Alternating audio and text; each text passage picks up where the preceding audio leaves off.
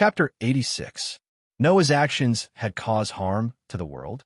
It might be easy to think of this as exaggeration, but Noah understood why the Holy Son of Heaven would say this. In this desperate era, even if there was the existence of the chi that could suppress the rebirth of the protozoa, humans could only barely survive the confrontation with the protozoa and would not be completely wiped out. Under such circumstances, the police force formed by the initiator and the promoter, who could fight against the protozoa, was the world's last hope. It was said that the most powerful initiator could even influence the military situation of the entire world. From this, it could be seen how important the cursed children, who could display abilities comparable to that of the protozoa, and had the precursor of the protozoa virus in their bodies, were. However, due to the existence of the fairy tale, the number of initiators began to decrease sharply. I heard that the people from the International Initiator Supervision Organization, ISO, had contacted Fairy Tale, hoping that Fairy Tale could provide them with the cursed child so that they could use the cursed child as an initiator and assign it to the police as a partner. However, Mr. Noah rejected them, right? Elysium's expression was very serious. With all due respect, Mr. Noah, your actions will cause many police partners that can fight the protozoa to be unable to be born, indirectly causing us to lose a large amount of power to fight the protozoa. Do you know that? Hearing this, Noah more or less understood the Holy Son of Heaven's intention. In other words, Lord, Holy Son of Heaven, you want to persuade me? Noah looked at the Holy Son of Heaven with a smile that was not a smile. You want me to compromise and provide the people from Fairy Tale to be manipulated by you to form the so-called police partners. Mr. Noah, I heard that you also obtained your police license a year ago, but you refused to be the initiator partner assigned by the International Initiator Supervision Organization. ISO, right? Elysium asked sincerely. Why did you do that? Why? Noah glanced at Chrysanthemum Prime and closed his eyes. A cold smile that was rarely seen 1 year ago appeared on his face. Because I am very disgusted by this kind of method that casually distributes children like tools. The Holy Son of Heaven was slightly startled and then fell silent. Lord Elysian Son of Heaven, I'm sure you know why I created Fairy Tale, right? Noah looked straight at Elysian Son of Heaven. To be honest, if the people from the International Initiator Monitoring Organization, ISO, would conduct a strict assessment of the police officers who need to be assigned to the initiator, then I wouldn't have any objections. However, what surprised me was that the ISO didn't even investigate the character of the police officers who need to be assigned to the initiator. Basically, as long as they are police officers, they will assign the initiator to them. That's right. Noah took a step forward, his dark pupils like arrows meeting Elysian Son of Heaven's eyes. To them, it doesn't matter what kind of treatment the children receive or what kind of treatment their police partners will give them. As long as they can form a police partner and fight against the primitive animals, they don't need to consider anything else. I created Fairy Tale because I don't want the children to be treated cruelly and discriminated against. I want them to be able to live like ordinary people. Noah's voice echoed throughout the hall of the Holy Son of Heaven and Chrysanthemum Prime's ears. Therefore, I can't agree with the International Initiator Monitoring Organization, ISO, as practice of not caring that the children will be abused by the police partners in name. So I rejected them. But your rejection is really endangering the entire world and mankind. Before Elysian Son of Heaven could speak, Chrysanthemum Prime's cold voice sounded. Can you bear the responsibility for the extinction of mankind? Guilt. Noah laughed. His laughter was unusually sarcastic. Then, in the eyes of the celestial assistant, no matter how the cursed child is abused to death, it's not a crime, right? Those people are just monsters, demons that destroy the world. They are not human at all. If they are not human, what crime is it to kill them all? These words all sounded in Chrysanthemum Prime's heart after hearing Noah's words. However, Chrysanthemum Prime didn't say it out loud.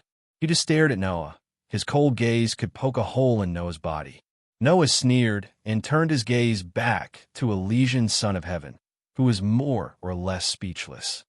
No matter where it is, humans seem to have a saying that the police partnership formed by the initiator and promoter is the last hope of the world. But in my opinion, this saying is no different from a joke.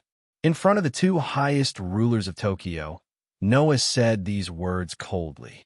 On one hand, one of the police partners, the cursed child, is the last hope of the world. But on the other hand, more than 90% of the people treat the hope in their mouth as garbage that needs to be swept away. Humans are really a kind of stupid creatures that like to carry out contradictions to the end and smash their own feet with a rock. This time, not to mention Elysian son of heaven, even Chrysanthemum Prime was speechless.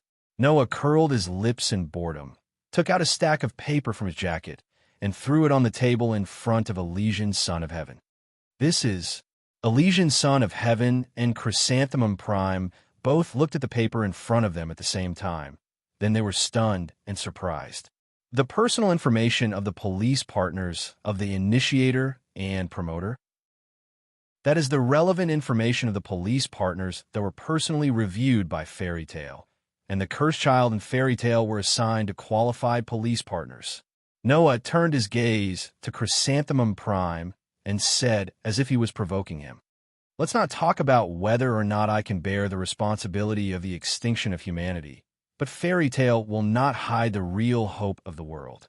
Not only do we have schools, hospitals, and children's residences, we even have an initiator training facility for children who want to become combat forces to train children into qualified initiators. There are quite a few active initiators on this list. The two of you can find out with a little investigation." In front of Elysian son of heaven and Chrysanthemum Prime, Noah said indifferently, "I believe that the initiators that came out of my fairy tale will definitely not be worse than the other initiators. And this is also the reason why the International Initiator Supervision Organization, ISO, compromised with us and admitted that we can self-distribute the initiators internally." After saying this, Noah turned around. "Then, the two of you should have nothing to say, right?" Elysian son of heaven and Chrysanthemum Prime were both silent. Noah also directly walked out of the hall under the silent gaze of Elysian son of heaven and Chrysanthemum Prime. The hall of the holy residence was silent, and no one spoke for a long time. Chapter 87. Tokyo, District 39, Fairy Tale. In his own residence, Noah casually tossed aside the long cloth bag that had been slung over his shoulder. Then he sat down on the sofa in a paralyzed manner. One of his hands covered his eyes, and his whole body exuded an aura of exhaustion. If possible, Noah would rather fight to the death with the protozoa for an entire day and night than engage in a conversation with those in power like the Holy Son of Heaven and Chrysanthemum Tenzin. That would be too tiring. Even after an entire year, Noah had basically gotten used to this kind of tiredness and was unwilling to be tormented like this. After 1 year, he had fully understood the dark side of human nature and assimilated himself into this world of despair. Only then did Noah realize how wonderful the days he spent in the fairy tale were. That caused Noah to miss the fairy tale almost every day. He missed his companions who grew up together with him. Of course, due to Noah's intervention, this world now had the existence of the fairy tale. No matter what, regardless of which world the fairy tale belonged to, Noah would do his best to protect it. No matter how tiring, no matter how bitter, as long as he could achieve this goal, it would be worth it. Forget it. I won't think about it anymore. Noah rubbed his eyebrows and turned his head to look at the door of a room. He stood up and walked over. Pushing open the door, Noah walked into the room. It was an extremely dim room. There were no fluorescent lights on the ceiling, and there were no windows around. In such a dim room, there was an apparatus that was as tall as a person. In the middle of the apparatus was a culture tank the size of a thumb connected to it. It was a culture tank filled with an unknown liquid. It appeared as though it was boiling and bubbling. If there was an expert here who had a good understanding of the protozoa, they would be shocked to discover that the unknown liquid in the culture tank was a processed protozoa virus. It was not a virus extracted from the protozoa's body and filtered out of the body fluids and blood. Instead, it was the most primitive virus that infected in the form of a virus, causing the protozoa to appear in the protozoa. Usually, humans and even living creatures would be infected with the protozoa virus, and the protozoa could only be infected through the blood. In other words, the protozoa virus could not be infected through the air. Otherwise, humans would have long ceased to exist in this world. However, that did not mean that the protozoa virus did not exist in the air. In fact, experts had long since proven that the protozoa virus could also be active in the air. They would enter through the mouth of humans, but they would not infect humans and cause the protozoa. This was a theory that had been confirmed after countless experiments. However, although the protozoan virus that entered the mouth of a human wouldn't infect them, it wouldn't cause immediate death either. If the airborne protozoan virus happened to enter a pregnant woman's body through her oral cavity, the pregnant woman would sometimes give birth to a fetus with protozoan DNA in its body. Most of the cursed children came from this. The device in front of him was a device that could extract the protozoa virus in the air and collect all kinds of protozoa viruses. Although the culture tank filled with protozoa viruses was only the size of a thumb, there were at least hundreds of protozoa viruses mixed with species factors inside. With such a high concentration of protozoa viruses, if anyone accidentally let even 1% of them enter their body, they would probably instantly transform into a protozoa and become a complete monster. It was impossible for Noah not to know that. However, Noah's next move would definitely make the onlookers dizzy. Gotcha! They saw Noah reach into the culture tank the size of a thumb and take out a test tube connected to a needle from the device below the culture tank. Then he stabbed it into his arm without hesitation. In the culture tank, the protozoa viruses that had gathered into a thick liquid form immediately flowed through the device and into the test tube. In less than 10 seconds, they were all injected into Noah's body.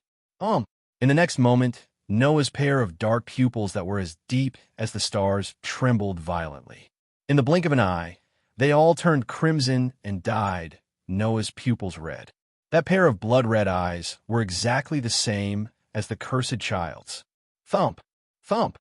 Noah's heart was beating violently. Gulp! While his whole body was releasing a shocking amount of heat, Noah's vision began to distort up and down. The illusion that his limbs seemed to be expanding outwards also appeared. Bang! His muscles seemed to be burning, causing Noah's arm that was pierced with a needle to tremble. The needle that was stuck in his body was immediately pushed out of his body like a bullet and bounced off. Creak! Noah's chest made such a sound. In an instant, it expanded greatly, and the bones in his body also made abnormal sounds of friction. It was under such circumstances that the protozoa viruses injected into Noah's body strengthened Noah's body at an unimaginable speed. Because of the protozoa viruses in their bodies, the cursed children possessed high-speed self-regeneration ability and physical strength that ordinary people could not possess. Moreover, the protozoa viruses in the cursed children's bodies contained animal factors that would also give them various advantages and abilities that this kind of animal possessed. Now, Noah had been injected with the protozoa viruses that contained at least hundreds of species factors. The strengthening he received was also hundreds of times that of an ordinary cursed child. At the same time, he could also obtain the advantages and abilities of this species factor. Unfortunately, if Noah, who was not a cursed child, continued to be affected by the protozoa viruses like this, he would only end up becoming a protozoa. Only Noah knew that he would never become a protozoa. The following scene also proved this point. After an unknown amount of time, the abnormalities in Noah's body began to stop. His body that was shaking like lice also slowly returned to calmness. The crimson pupils faded bit by bit, and the ominous color gradually disappeared until a certain moment. The dark pupils that belonged to Noah returned once again. Phew! Noah, who had been suppressing the sudden changes in his body, exhaled a long breath. He shook his arms and felt his body that had once again undergone a great deal of strengthening. No matter how many times I go through it, I will always be surprised by my physique. Noah's physique was different from ordinary people. It had characteristics that ordinary people did not have. One of these characteristics was that it could eliminate all negative forces and side effects that acted on Noah's body. This included viruses.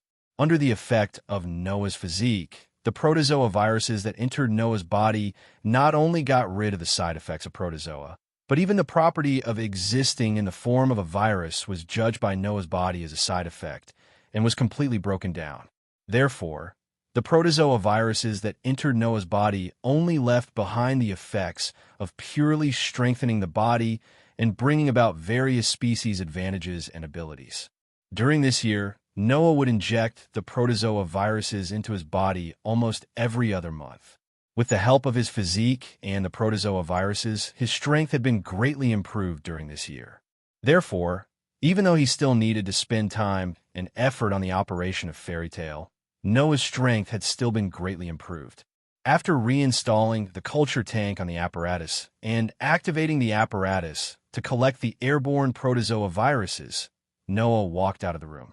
The next time he came would be another month later. Ding dong. As if the time was calculated, Noah's doorbell rang. Chapter 88. Ding dong.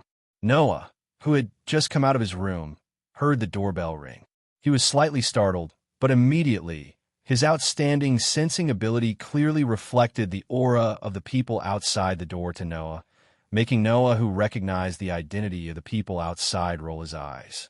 Walking forward, Noah directly opened the door. The next moment, 3 figures were imprinted in his eyes. The people who came were a boy and a girl around 16 or 17 years old, and a little girl around 10 years old. Standing in front of the boy and girl was a little girl around 10 years old. The little girl was wearing a fashionable checkered line jacket, a short skirt, and a pair of thick boots. Her slightly swaying ponytails were pinned with a slightly large hairpin, and she had a big bright smile on her face. Standing behind the little girl on the left was a beautiful girl in black.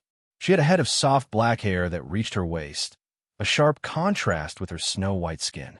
She was wearing a student sailor uniform, her eyes were slender, and she had a beautiful face. Standing to the right of the little girl was a listless young man. The youth was wearing a pure black student uniform that looked like a suit. The youth's left chest was pinned with an unknown high school badge, and there was a pistol at his waist. With one look, one could tell that he was not an ordinary student. Such a trio appeared in front of Noah just like that, with a smile on their faces. The difference was that the little girl's smile was the kind of lively and cute expression that came from the heart, while the smile on the faces of the youth and girl standing behind her was more or less fawning. Noah pretended not to see the youth and girl standing behind him and greeted the cheerful little girl. Yenju, President. The little girl named Yenju directly threw herself at Noah, hanging onto Noah's body. I miss you so much. President. Liar. Undoubtedly, we just greeted each other in class this morning. Noah mercilessly pulled Yenju, who was hanging on his body, ignoring her dissatisfied expression, and patted her head. You seem to have grown a bit, right? Hearing this, Yenju's eyes lit up and said excitedly, Is it the chest? As soon as she finished speaking, Noah directly knocked Yenju's head, causing her to cry out in pain. At the same time, he corrected her expressionlessly. It's height. Hey. President Noah. The girl who had been ignored all this time seemed to lack patience. She stepped forward and pointed at her own nose, emphasizing her presence. We're here too. It's you? Unfortunately, Noah's reaction was extremely cold. Tomato-san and Riken-san, long time no see. Don't call me Tian-tong, just call me Mu-gung. Tian-tong Mu wrinkled his nose and said with some displeasure. Guild leader Noah, we're doing this on purpose, right? Is that so? Noah's reaction was still as cold as ever. Then I'm really sorry. Hey, Noah, you don't have to be so cold to us, do you? Rinken scratched his head. In any case, we've known each other for a year. We can be considered old friends, right? Then my old friends Riken-san and Riken-san, why don't you let me guess the purpose of your visit? Noah suddenly smiled. If my guess is correct, the reason for your visit should be because the income of the Tentong Civilian Police Company last month was infinitely close to zero, and there was no business this month. Therefore, as the president, Tentong Magino, and the police officers under his company saw that Rentaro was in a predicament where even his living expenses might be difficult. So they had no choice but to come to me, hoping that I would share some of the commissions that Fairy Tale received with you. Noah cast his gaze on Rinken Rentaro and Tendo Magino, who both had frozen expressions. He narrowed his eyes. I'm right?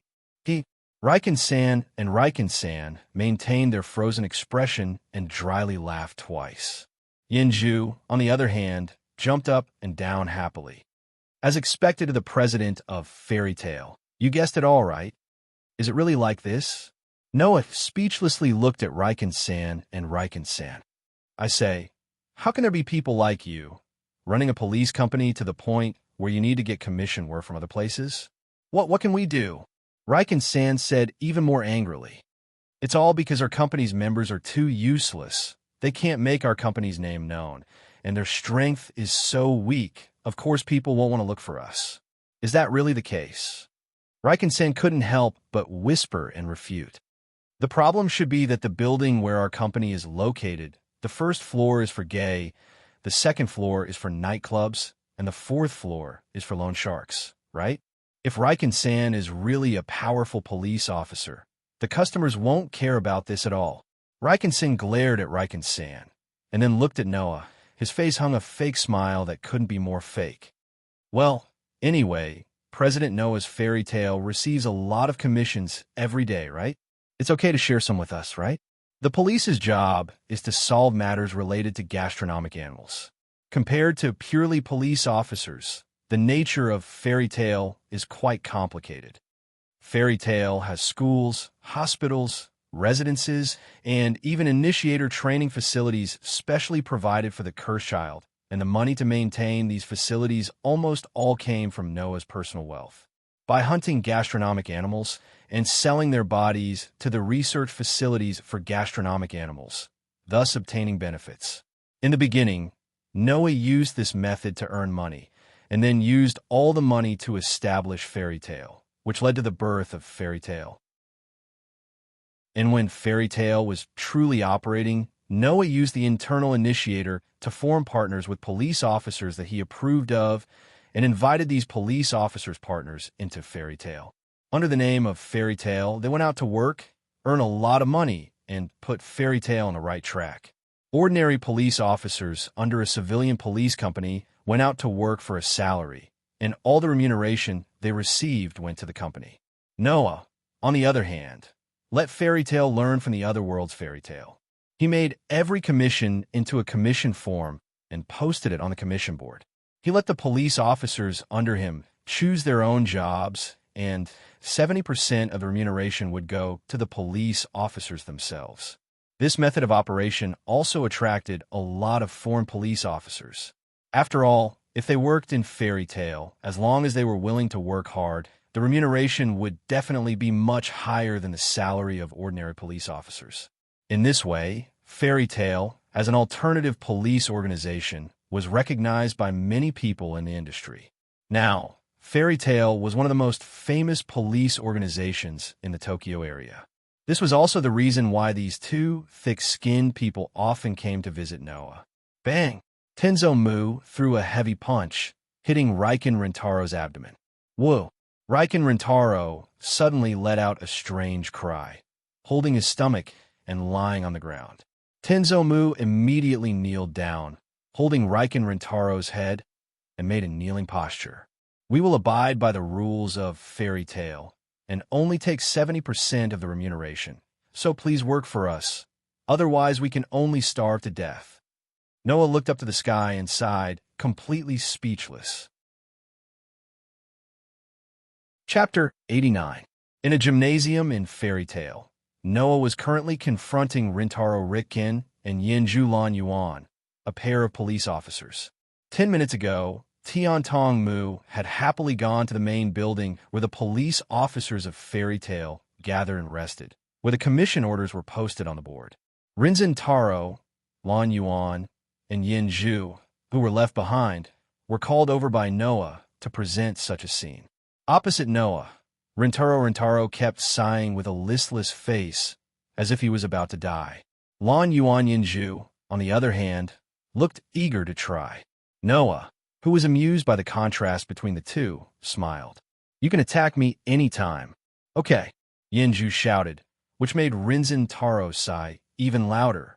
Do we really have to test her? Let me see how much your strength has improved. Noah smiled. After all, I was the one who personally taught Yinju battle techniques a year ago. Although Yinju comes back every day, I haven't tested her strength again. As for you, Rintaro, as Yinju's partner, why don't you show off a little bit of your strength? Then why don't you just let Yinju fight you? I'll just forget about it. Rinzin Taro shook his head. I'm so weak, I don't even know where my IP ranking is. How can I be your opponent? IP ranking, developed and published by the International Instigator Monitoring Organization, ISO. The ranking of police partners is based on the number of protozoa each existing police partner has taken down and the results they have achieved. Although there are all kinds of problems with this ranking, such as the mutual promotion, restraint, and compatibility between individuals, some are better at fighting with humans, some are better at fighting with animals, and some are better at fighting with animals. There were also some strong people who did not want to be too high profile, and there were also some new stars who were just starting out. However, basically, the ranking given by the International Initiator Supervision Organization, ISO, was the standard to measure the popularity and strength of a pair of police partners. And if I'm not mistaken, Noah, you must have hunted down a lot of protozoa in the past year in order to gather enough funds to establish Fairy Tale, right? Rintaro felt like he was about to break out in a cold sweat.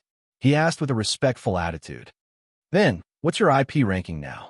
It's been almost half a year since I've hunted a protogut animal. Plus, I've been rejecting the initiator partner that the International Initiator Supervision Organization, ISO, arranged for me. They don't seem to have any intention of raising my ranking. Noah spread his hands. So, if you ask me what my IP ranking is, I can only tell you that I don't know myself. Hey, Yinju was the first to cry out in dissatisfaction. The president is so strong. How can those guys not raise your ranking? Sigh. Rinzin Taro covered his head. Even so, how can I beat someone who can teach the cursed child fighting skills, and who is personally acknowledged by Yinju to be strong? Don't you still have Yinju as your partner? Seeing Rinzin Taro dragging his feet, even Noah was starting to get impatient. Anyway, don't hold back, just attack. Rinzin Taro, it's okay if you use a gun. Use all your skills. Use a gun? Rinzin Taro looked at Noah in shock, his face full of uncertainty. You really want me to use a gun? Rinzin Taro, you're really indecisive. Noah was helpless. Just do what I say. Do you think I'm going to kill myself? But Rinzin Taro seemed to want to say something, but this time he was interrupted by Yinju, who was also getting impatient. Rinzin Taro, you'll suffer if you underestimate the president. If you don't want to fight, I'll do it. As soon as she finished speaking, Yinju's eyes instantly turned crimson. Yinju. Rinzin Taro was immediately shocked. When the eyes turned crimson, it was a sign that the cursed child had released the protozoa virus in her body. Therefore, when the cursed child's eyes turned crimson, she would be able to obtain a power that was comparable to the protozoa, or even far surpass the protozoa. Rinzin Taro didn't know how strong Noah was, but wasn't it a little too much to release the power of the cursed child to deal with an ordinary human? Then, however, Yinju completely ignored Rintaro, who had cried out and failed to stop him in time. Instead, she bent forward. I'm on you. As soon as she finished speaking, bang! With a loud stomping sound, Yinju's small body shot out like a rocket. Whoosh! A sharp sound of breaking through the air rang out. Yinju almost instantly reduced the distance of 10 meters between her and Noah to 0 and appeared in front of Noah. Hiya! Immediately, Yinju jumped up, turned around, and kicked Noah's head with a violent force that caused the air to tremble.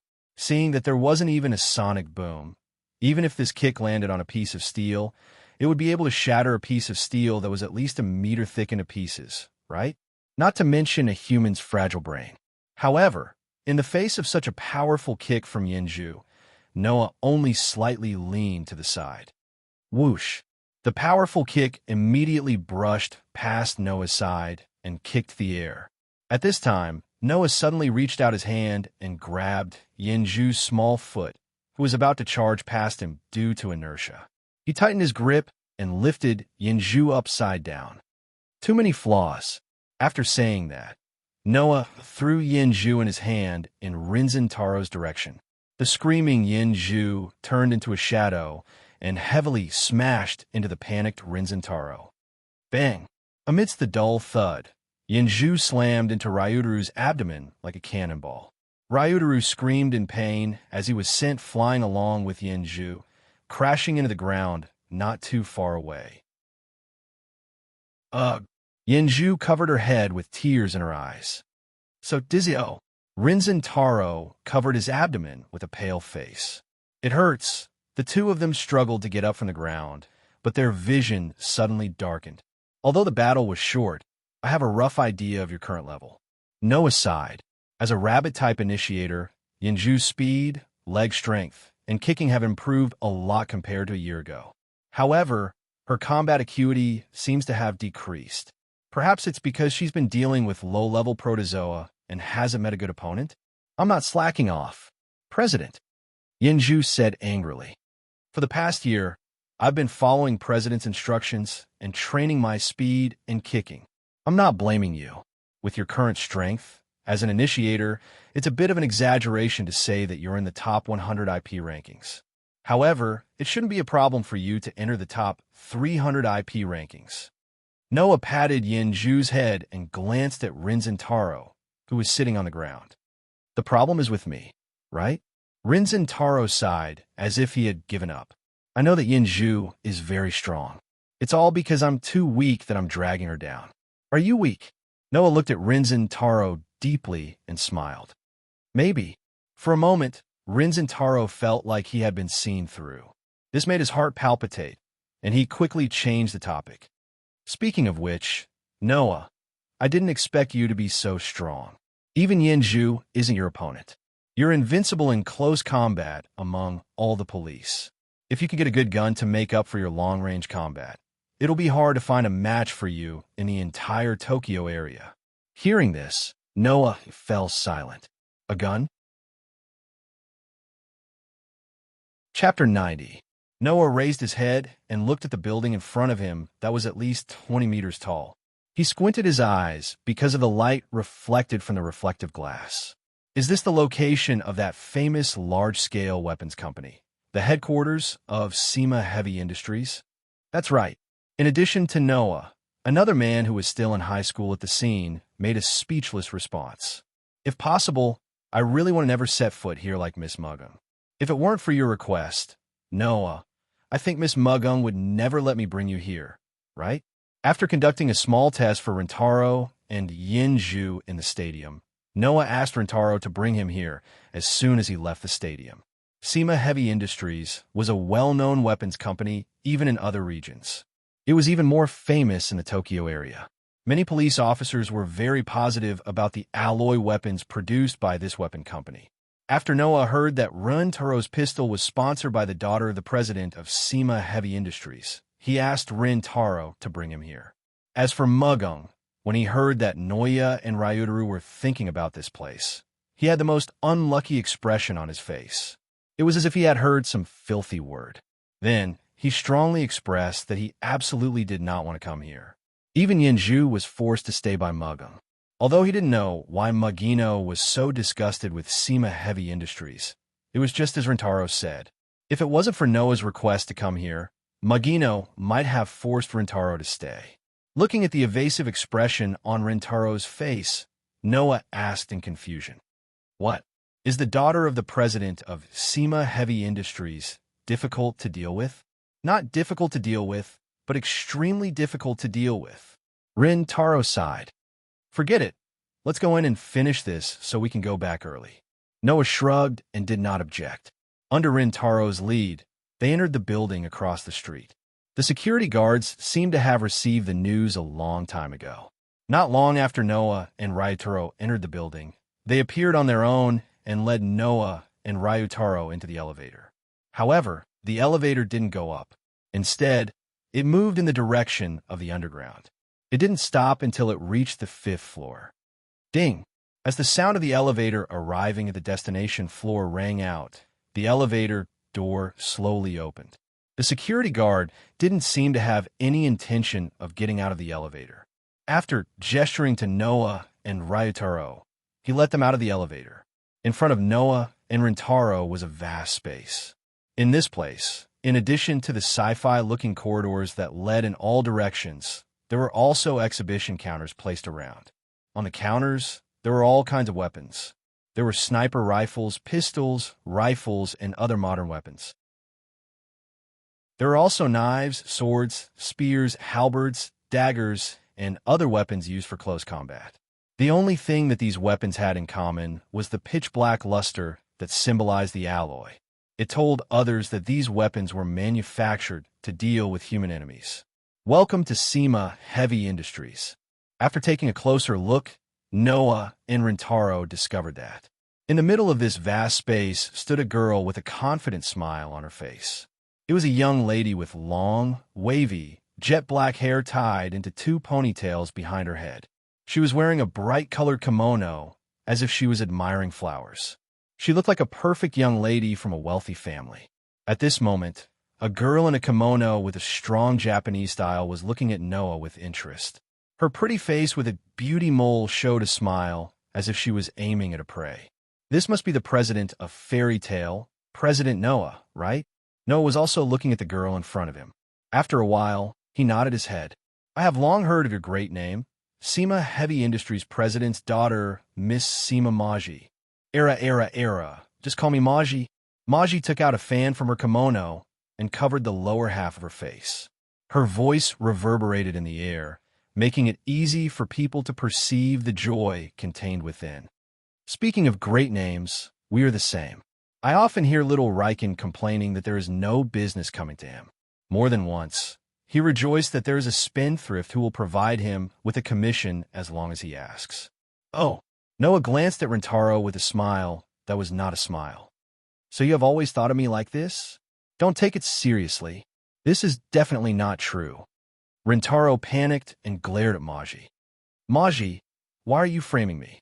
Who told little Riken to violate the agreement between us? Maji said, as if it was a matter of course. Undoubtedly, we agreed that I will provide you with weapons for free. Little Riken came to class at Gautian High School, but you skipped class today, didn't you? What can I do? Rintaro had an unspeakable expression. It's not like you don't know our company's financial situation. So today, even Miss Mugung skipped class and went to Fairy Tale to ask for help. Seeing that Rintaro and Maji seemed to intend to continue to pester each other, Noah shook his head and interrupted them. Back to the topic. Miss Maji, the purpose of my visit this time, Rintaro should have told you through the phone, right? Indeed, I have received it. Maji patted the fan in her hand and spread her hands with a smile. Her face was full of pride, as if she was performing. Everything here is our SEMA family's proudest work. I believe that President Noah will definitely be satisfied with them. This time, visiting SEMA Heavy Industries and meeting SEMA Maji, Noah only had one purpose: equip himself with a gun. Noah wanted to equip himself with a gun. Of course, this wasn't because Rintaro suggested that Noah should equip himself with a gun to make up for his long-range combat methods. Although Noah's close-range combat was extremely strong compared to the people of this world, and even more so after a year of strengthening from the protozoan virus. Not to mention, Noah's magic knight sword could also control the distance at will. Distance was no obstacle to him, but that didn't mean that Noah didn't have any long-range combat methods. After all, Noah was still a magic shooter. The super high-level destruction magic Crush didn't only work on things that Noah personally touched, it could also be used from distance. However, in this world, as an ordinary person who wasn't a cursed child, Noah couldn't brazenly use magic in order to avoid unnecessary commotion. Therefore, equip himself with a gun was a good way for Noah to conceal himself. Besides, in this world, there was almost no situation where Noah could seriously fight. Therefore, with a gun, he could deal with a lot of situations where he didn't need to personally fight. Because of this, Noah directly shifted his line of sight to the display of guns on the counter. President Noah wants to equip himself with a gun, right? Maji, who clearly saw this point, smiled sweetly. Our company's guns are also very famous in the industry. Although the guns don't need to be made with rhenium alloy, if the rhenium bullets are shot with a good performance gun, the power could be improved a lot. The XD series pistols of Shaorigian are also provided by our company. Speaking until here, Maji also led Noah and Rintaro to one of the display counters. She pointed at the guns placed inside and introduced them. Of course, if ordinary guns can't satisfy President Noah's needs, there are also guns here that have been specially modified by our company. In terms of performance, they can't be compared to the state before modification. Noah naturally heard all of Maji's words. Noah, who glanced at the counter in front of him, quickly fixed his eyes on one of the guns. Chapter 91. It has been a year since he came to this world. Noah has gained a lot of understanding of this world. Among them, it naturally included the understanding of modern weapons like guns. It could be said that Noah's understanding of guns was only at the level of long-range shooting weapons. He knew almost nothing about the types of guns, their advantages, their characteristics, and their manufacturing. Therefore, Noah didn't know whether the gun he was looking at was good or bad. However, just like how some people would feel extremely comfortable with the most suitable tool for themselves, Noah took a fancy to the gun in front of him at first glance. Muri and Rintaro seemed to have noticed Noah's line of sight. They looked over and were both startled. "This is—" Rintaro tilted his head and asked Muri with some uncertainty. "This is a revolver, right?" The gun Noah was looking at was a revolver. It wasn't one of those short, cylindrical revolvers that were commonly used by the police. Instead, the revolver's body was almost the same as Rintaro's XD series automatic pistol. It was 8 inches long, and its outer body was also elongated. It was a completely black revolver that had obviously been modified. As a revolver, the appearance of the revolver in front of him was obviously domineering and elegant at the same time.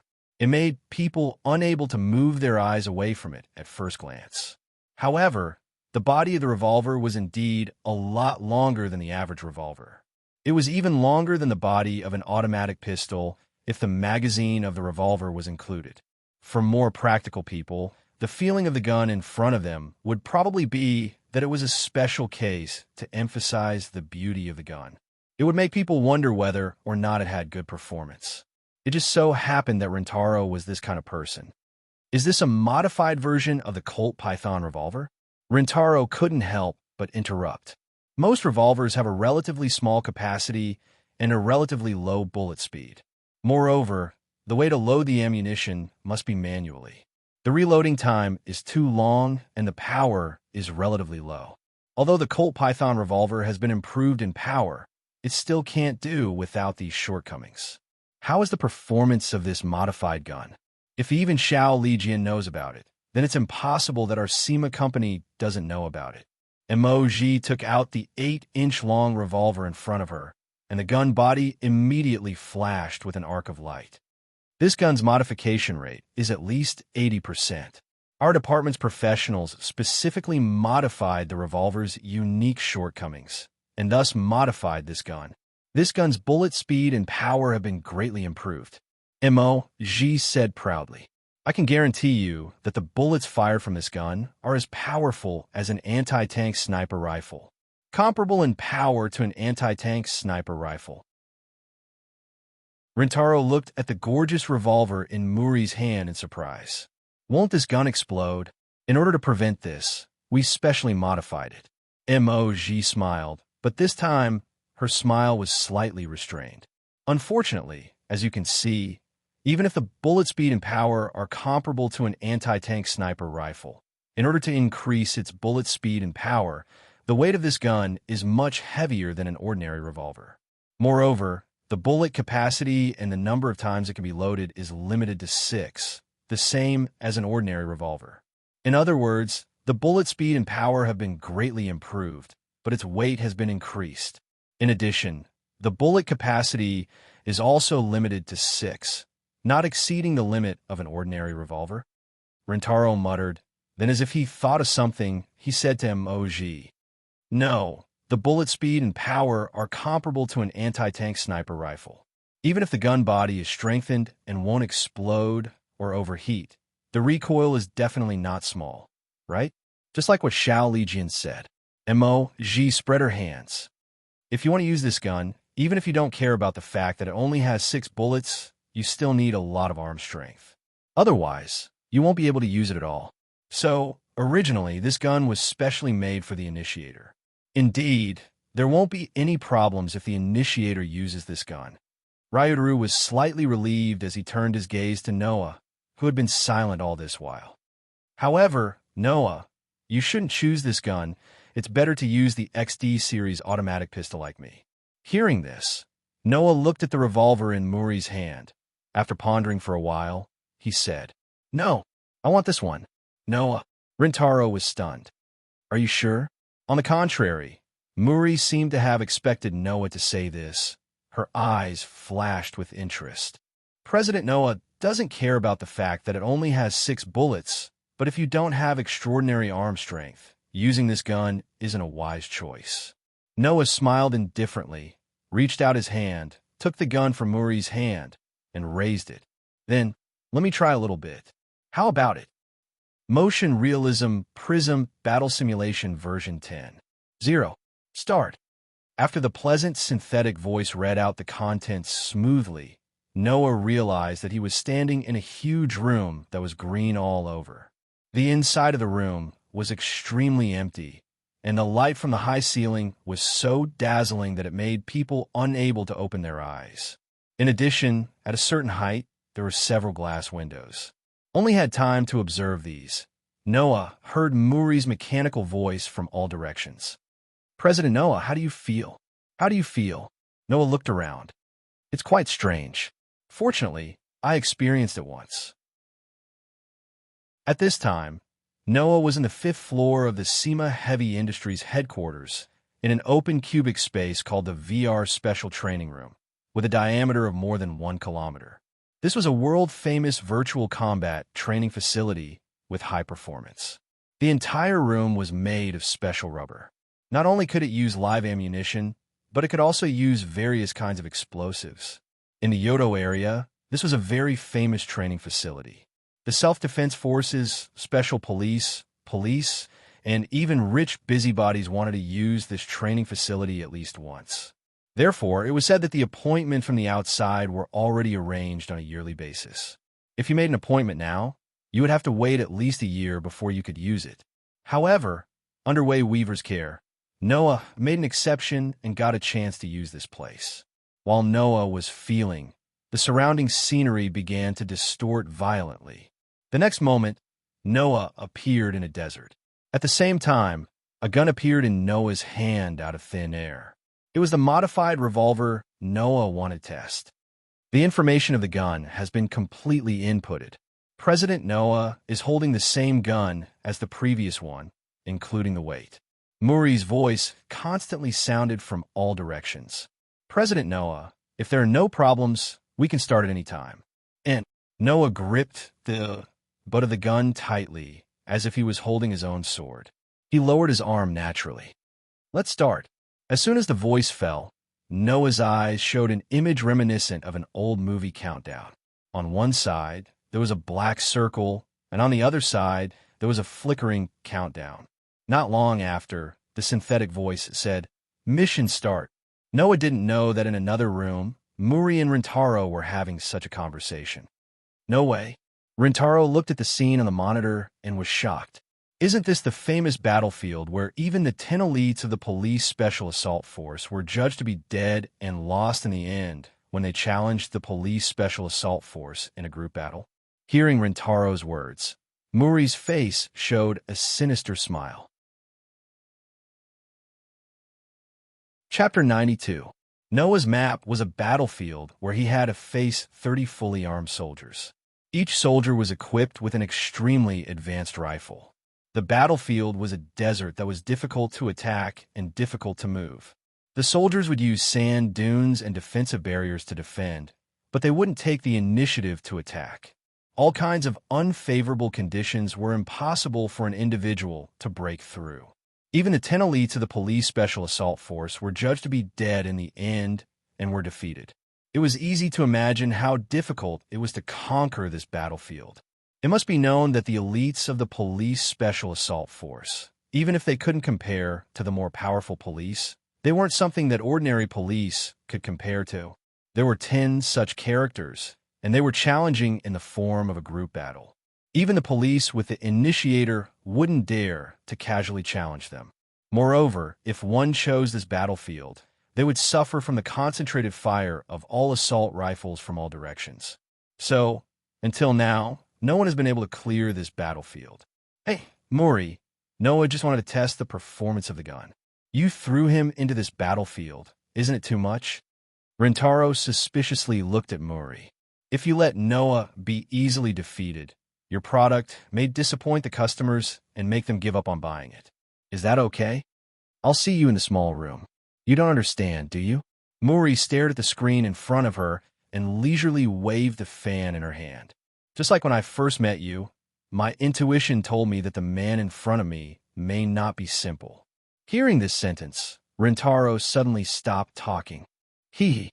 Mori suddenly smiled meaningfully. I'm looking forward to it. I'm looking forward to what kind of surprise the president of Fairy Tale can bring me. Moreover, it's a gun specially modified by our company. However, just as this sentence came out of Muri's mouth, the scene on the screen in front of her made her face stiffen. Not only Muri, but even Rintaro also widened his eyes. Because, on the screen, Noah didn't even take a shooting posture. He kept holding the gun, pointing the muzzle at the ground, and closed his eyes. Yes, Noah closed his eyes. Stupid. Is he an idiot? Even Muri and Rintaro couldn't help but call out like this. This was a battlefield where they would suffer from the concentrated fire of rifles from all directions. Closing his eyes? Isn't this courting death? However, the next scene that appeared in front of the two people in front of the screen caused their mouths to slowly open at the same time. Bang, bang, bang, bang, bang. Almost at the same time, when Noah closed his eyes, chaotic gunshots from all directions randomly sounded. Shoo, shoo, shoo, shoo, shoo. The sound of dense bullets piercing the air echoed in the surroundings, mixed with the chaotic gunshot sounds of the battlefield. Noah raised his head and moved his hand that was holding the gun. Dang, dang, dang, dang.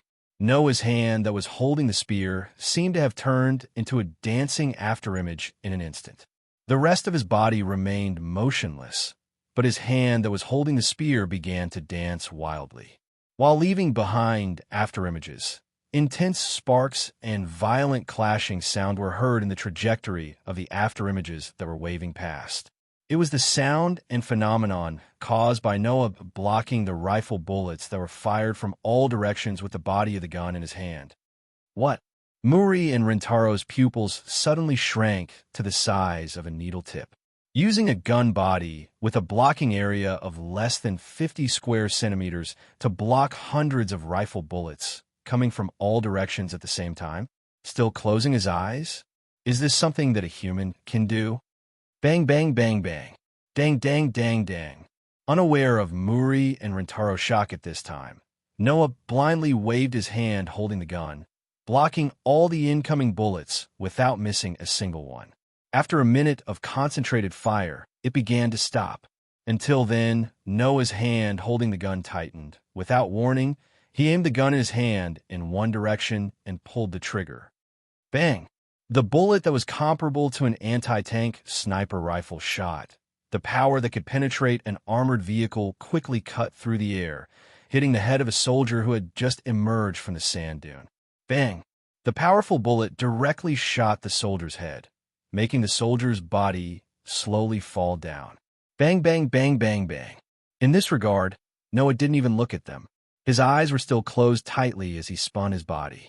When a muzzle of the gun reached 5 directions along with the rotation of his body, the remaining 5 bullets in the gun in his hand were all fired. Bang, bang, bang, bang, bang. As if to coordinate with Noah's shooting, the 5 soldiers in the 5 directions all poked their heads out. Just as they were about to launch a new round of shooting, their heads were suddenly blown apart by the bullets that came out of nowhere. Pah! When the bullets in the revolver in his hand were all used up, Noah fiercely patted his waist. The prepared bullets flew out from Noah's waist magazine. The 6 bullets were immediately thrown high into the sky, then fell down again. At this moment, Noah also swung his hand that was holding the revolver. The revolving magazine of the modified revolver in his hand suddenly popped out. The empty shells of 6 bullets suddenly shook out and fell to the ground. Immediately, Noah raised the gun in his hand high, and the 6 bullets that were thrown down fell into the 6 grooves in the revolver's magazine very accurately, as if they had been calculated. The next moment, Noah swung his hand again, the loaded magazine ejected back into the gun.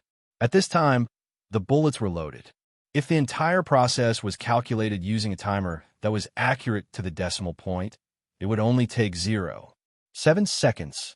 Looking at Noah, who closed his eyes and continued to shoot, accurately hitting each soldier's head, exploding the simulated soldier's head, and accurately blocking the shots from all directions, Muri and Rintaro almost doubted their own eyes. So strong. Rintaro couldn't find any other adjectives to describe his mood at this time. What is this? What is this? Muri was like a warmonger who saw an exciting battle and was so excited that she couldn't tell north from south. Is there a man like this in this world? Although the modified revolver provided by MO Weave has enough bullet speed and power to match the anti-tank sniper rifle that can penetrate armored vehicles, it has the shortcomings of too small a bullet capacity, too much weight, and too large a recoil. Therefore, the person who used this gun must have extraordinary arm strength. Seeing that Noah could shoot continuously in a short period of time, and his hand didn't even tremble, Muri and Rintaro knew that Noah's arm strength passed. Looking at Noah's godlike skill in reloading bullets, which only took 0.7 seconds, the shortcoming of having a small capacity was made up for. In this way, the gun was simply tailor-made for Noah. So suitable. Bang! As the last bullet was fired, the last soldier fell in the desert. When she came back to her senses, Noah had already returned to his original room. So strong. 21,000%. Mori's excited scream rang out, causing Noah to press down on his ears. What 21,000%? That's the average of Kuriki's combat power from the previous 3 times he used this simulation facility. After setting it to 100%, the current combat power is calculated. In other words, you're 210 times stronger than Kuriki. 210 times stronger than Rintaro in his normal state? Noah clenched the gun in his hand and nodded with satisfaction. Muri-san, I want this. Chapter 93. Is there really no problem? Walking on a busy street, Noah touched the gun and the magazine full of ammunition that were hidden under his coat at the back of his waist. He could not help but let out a sound.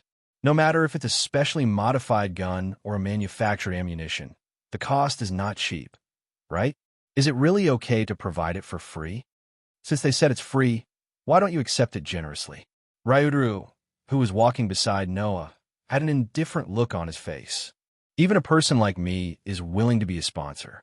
You're a person who showed 210 times more fighting power than me, and you only used shooting and close your eyes. You didn't show any close combat ability that even Yin Zhu was no match for. Otherwise, you would be at least 500 times more powerful than me. If that shrewd president's daughter let go of a living signboard like you, then she wouldn't be Seema Mori. It seemed like the police were the only ones benefiting from the weapons company as the sponsor. But of course, that was impossible. As a sponsor, the weapons company could use the slogan, "A strong police team is using the weapons provided by us to gain publicity and improve their business." Therefore, it was impossible for the weapons company to provide equipment to just anyone. If you want the weapons company to become a sponsor, you have to go through a strict review. A year ago, the Tiantong Civilian Guard Company was still in its infancy stage and did not have any actual achievements. Originally, they were mentally prepared to be rejected during the review stage, so they applied to Seema Heavy Industries, but the result was unexpectedly approved. As for the reason, Noah didn't know, but he could only smile bitterly at Ryuru's words. If Noah showed his close combat ability, he would definitely be stronger, this was not wrong. But what Ryutaru didn't know was that Noah made a big mistake in shooting. Ryutaru thought that it was incredible that Noah could shoot with 100% accuracy with his eyes closed. But only Noah knew that it wasn't incredible at all. On the contrary, if he didn't do that, Noah might not even be able to hit a target. That's not surprising. It had been a year since he came to this world. It was not the first time that Noah had seen a gun. But before today, Noah had never even touched a gun. How could he hit every shot? Therefore, in order to not miss the target, Noah could only close his eyes and use his sensing ability wholeheartedly. Using his outstanding sensing ability, he took in the surroundings, the opponent's position, movements, and intentions in all directions. Everything was included in the scope of his detection, and he shot like a radar. Therefore, Noah was able to achieve a 100% hit rate. In other words, Noah's shooting ability was so outstanding only because of his outstanding perception ability. If he were to rely on his own ability to shoot, he might not even be able to hit a single target. In the simulation battle, in the end, only Noah's godlike ability to reload and block the incoming attacks was what Mo and Ryutaru saw. He was the real deal. As for his shooting ability, without his perception ability, it might be a bit too much to say that Noah was trash. But compared to those who have been specially trained in shooting, Noah was indeed a bit worse, let alone hitting every single target. Ryutaru, who didn't know any of this, was very emotional. Mo treated Noah like a treasure and repeatedly said that she would give him weapons and ammo for free. If he needed other weapons in the future, she would also provide them for free. Just like Ryutaru said, she treated Noah like a living signboard. Just as Noah was thinking about this, Ryutaru suddenly said, "Actually, I've always wanted to ask you, why did you approve of me as Yenju's promoter?" Ryutaru's listless expression slowly became serious. He looked forward and said, "Undoubtedly, you are very strong, and you personally taught Yenju combat skills. As an initiator, Yenju's ability is much stronger than the average initiator. Even you said that she can squeeze into the top 300 IP rankings. With such a strong initiator, why didn't you partner with Yenju yourself? You don't have an initiator either, right?" Noah's footsteps imperceptibly paused for a moment, but after a moment, he recovered as if nothing had happened. After a moment of silence, he opened his mouth. "I'm not afraid to tell you the truth. When I first saw you, not only did I not want Yenju to be your initiator, I also wanted to kick you out of Fairy Tail." Kick. Ryutaru was stunned. Obviously, Ryutaru had thought of many answers, but he didn't expect Noah's answer to be like this. "Ryutaru," Noah said indifferently, "you are from the Plunder generation, right?" Ryutaru's body trembled, and his eyes began to fluctuate. "I still remember a year ago when I received your application to become an initiator in Fairy Tail and met you, your reaction." Noah was still looking forward as he spoke. "At that time, when you mentioned the initiator, there was not the slightest bit of emotion in your eyes. When you looked at the appearance of the cursed child in Fairy Tail, it was as if you were looking at an animal that only knew how to walk. If I'm not wrong, at that time, you were the same as everyone else. You hated and excluded the cursed child, right?" Ryutaru didn't refute and tacitly agreed. "I'm sure you know very well why I established Fairy Tail. I want those children to live a normal life." Noah's tone was surprisingly firm. "Even for those children who were determined to fight and become initiators, I also hoped that they would be able to obtain a partner who cherished them. If they couldn't do that, I would have rejected them without hesitation." "Then why did you still choose me at that time?" Ryutaru finally couldn't help but ask. "At that time, I didn't have the qualifications to be acknowledged by you, did I?" Hearing Ryutaru's words, Noah closed his eyes and smiled.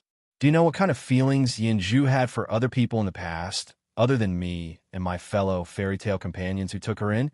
What kind of feelings did she have for others?" Ryutaru's footsteps stopped. "Do you still remember Yenju, who hates everyone except me and my fellow cursed children? Do you still remember the change in you when you saw her?" Noah also stopped in his tracks, and his tone was a little distant. "When you saw Yenju's eyes filled with hatred, Ryutaru, your emotionless gaze changed, and it became filled with shock. This was a change that the other plundered generations would never have. So, I decided to give you all a chance. I'll give Yinju, who had always hated others, a chance to come into contact with outsiders and change her hatred for outsiders. I'll also give you a chance to get to know these children again and truly free you from the plundered generations and become a normal person. Noah raised his head and looked at Ryudru, and the corner of his mouth curved upwards. As it turns out, my eyesight wasn't bad. You all successfully bid farewell to the hatred in your hearts. Phew! Ryudru let out a heavy sigh and bitterly laughed. It seems that I still have to thank you. You're welcome, Noah said jokingly. Ding-ling-ling. Suddenly, Noah and Ryudru's phones rang at the same time, causing their gazes to change at the same time. Chapter 94. In the cold corridor, Noah and Rintaro seemed to be walking leisurely, but in reality, their footsteps were somewhat hurried. Their footsteps could be clearly heard as they hurried forward. President Noah, see you inside. In front of them, next to a door, Mugung, who was wearing a black sailor's suit, seemed to be waiting for the two's arrival. When she saw Noah and Rintaro appear, a relieved expression appeared on her face. Mugen-san, Rintaro hurriedly stepped forward. What's going on? Why did you suddenly ask me to come to the Ministry of Defense? This happens to be something I want to know. I just received news that there's a commission. Mugung reached out her hand and gestured for Rintaro to not be anxious.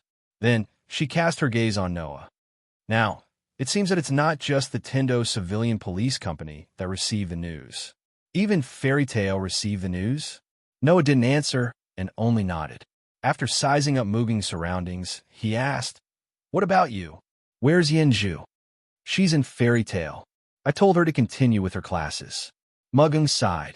After all, since I was asked to come to the Ministry of Defense, the topic I'm going to talk about will definitely make Yinju sleepy, right? Noah smiled bitterly, but he didn't say anything. He walked past Mugung and came to the side of the door and pushed it open. What appeared in front of Noah, Mugung, and Rintaro was a conference room with a slender oval table in the center. A huge EL screen was embedded in the innermost wall. The moment Noah opened the door, a suffocating atmosphere appeared in the conference room. Mugung and Rintaro's shoulders stiffened. Even Noah frowned. The culprit behind this suffocating atmosphere was the many people in the conference room. There were people in well-made suits sitting at the conference table in the center of the room. One could tell at a glance that they were high-ranking people, but they didn't look like they had suffered a lot. There was a sign on the table in front of them, indicating the identities of the representatives of these police companies. Around these people, there was a group of people who were obviously dressed differently from the presidents of the police companies. Not only were they not uniform, but they were also dressed in all kinds of strange things. They were all holding black metal weapons in their hands, and they were all leaning against the wall. They more or less gave off a murderous aura. There is no doubt that they were the police officers under the presidents of the police companies sitting at the conference table. They were also promoters like Rintaro. It could be seen that there were little girls around Yinju's age, about 10 years old, standing beside each of the police officers. It was clear that these young girls were the initiators of the police. What's going on? Ryutaro subconsciously lowered his voice. Why are there so many police officers? Why did the president of the company bring the internal police officers with him?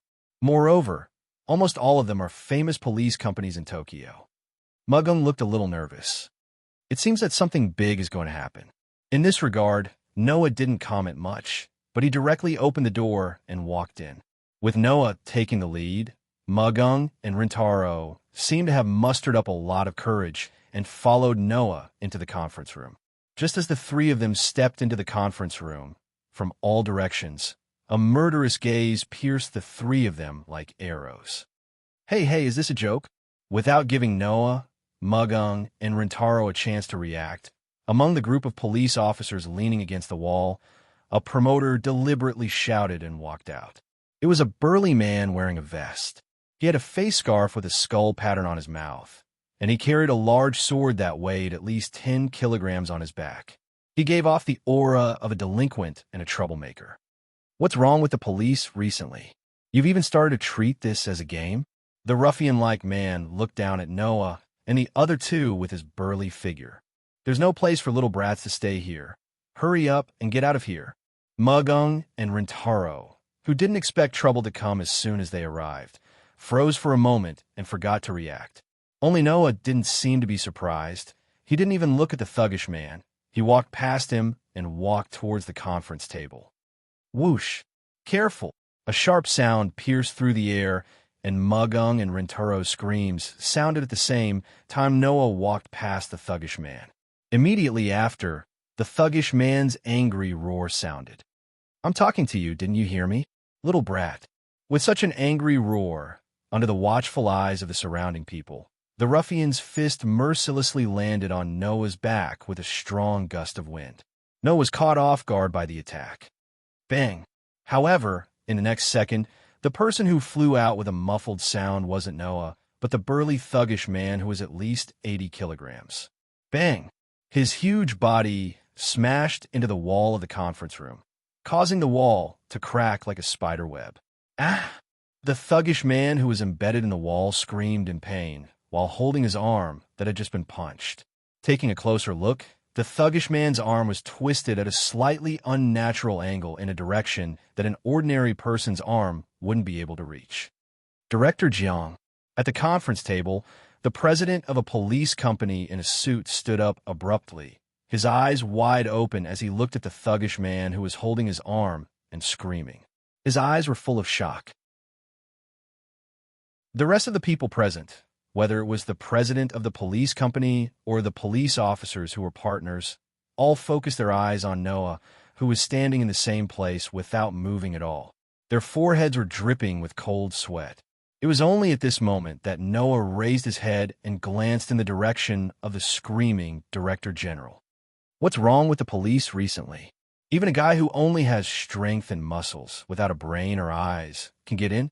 The whole room was silent. You bastard. No, it wasn't that no one was silent. Director Jiang held his seemingly broken arm and struggled to stand up. His eyes, full of anger and murderous intent, stared at Noah. Kill you. Absolutely kill you. Almost no one doubted Director Jiang's words, including Noah. Among the more than 700,000 police officers in the world, there were people who followed their own principles and had good fighting instincts. However, there were also people who wanted to find a place to behave atrociously and criminals who wanted to find an identity to hide their crimes. Among them, there were also many thugs. Noah was aware of this, so he didn't hold back. Not to mention, Director Jiang was looking for trouble. Director Jiang wanted to rush out, but he was stopped by a young girl. Mr. Director Jiang, please calm down. The young girl who stood in front of Director Jiang and stopped him was wearing a simple, long-sleeve dress and tight pants. She had a pair of big, bright eyes, but she gave people a cold feeling. Are you trying to stop me? Yeah, sure. Director Jiang's eyes were filled with hostility. Don't forget your identity. Mr. Director Jiang, please calm down first. The little girl named Xia Shi, who looked like the initiator of the Directorate of Generals, unexpectedly said these words calmly. He is the president of Fairy Tale Noah Doria. Director Jiang's expression suddenly froze. Chapter 95. Fairy Tale. Around them, all the police company presidents and police partners were stunned for a moment, and then they started to make noise. Is the president of Fairy Tale that famous shelter of the cursed child? No wonder. Now, in the Tokyo area, there's almost no one who didn't know about the existence of the fairy tale. The reason was very simple, because Fairy Tale was the shelter of the cursed child, who everyone saw as a rat crossing the street. In this era where more than 90% of the people hated the cursed child and rejected the cursed child, even if other people did not look at the cursed child with biased eyes, they would definitely not want to provide any shelter for them. However, Fairy Tale had appeared, and in a short span of a year, it had made a name for itself, becoming an extremely famous existence in the Tokyo area. How could such an existence not attract people's attention? Moreover, in the industry, there was a rumor that the initiator that came out of Fairy Tale had a higher fighting power than the average initiator. Many of the promoters that were recognized by Fairy Tale and partners with the initiator of Fairy Tale were also very famous, and almost all of them joined Fairy Tale as police officers. In addition, Fairy Tale also turned all the requests from the public into commission forms, allowing the internal police officers to choose from them.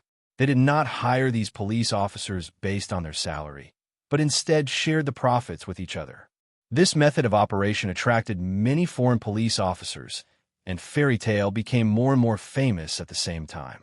Therefore, people who did not know about Fairy Tale did not exist in the Tokyo area.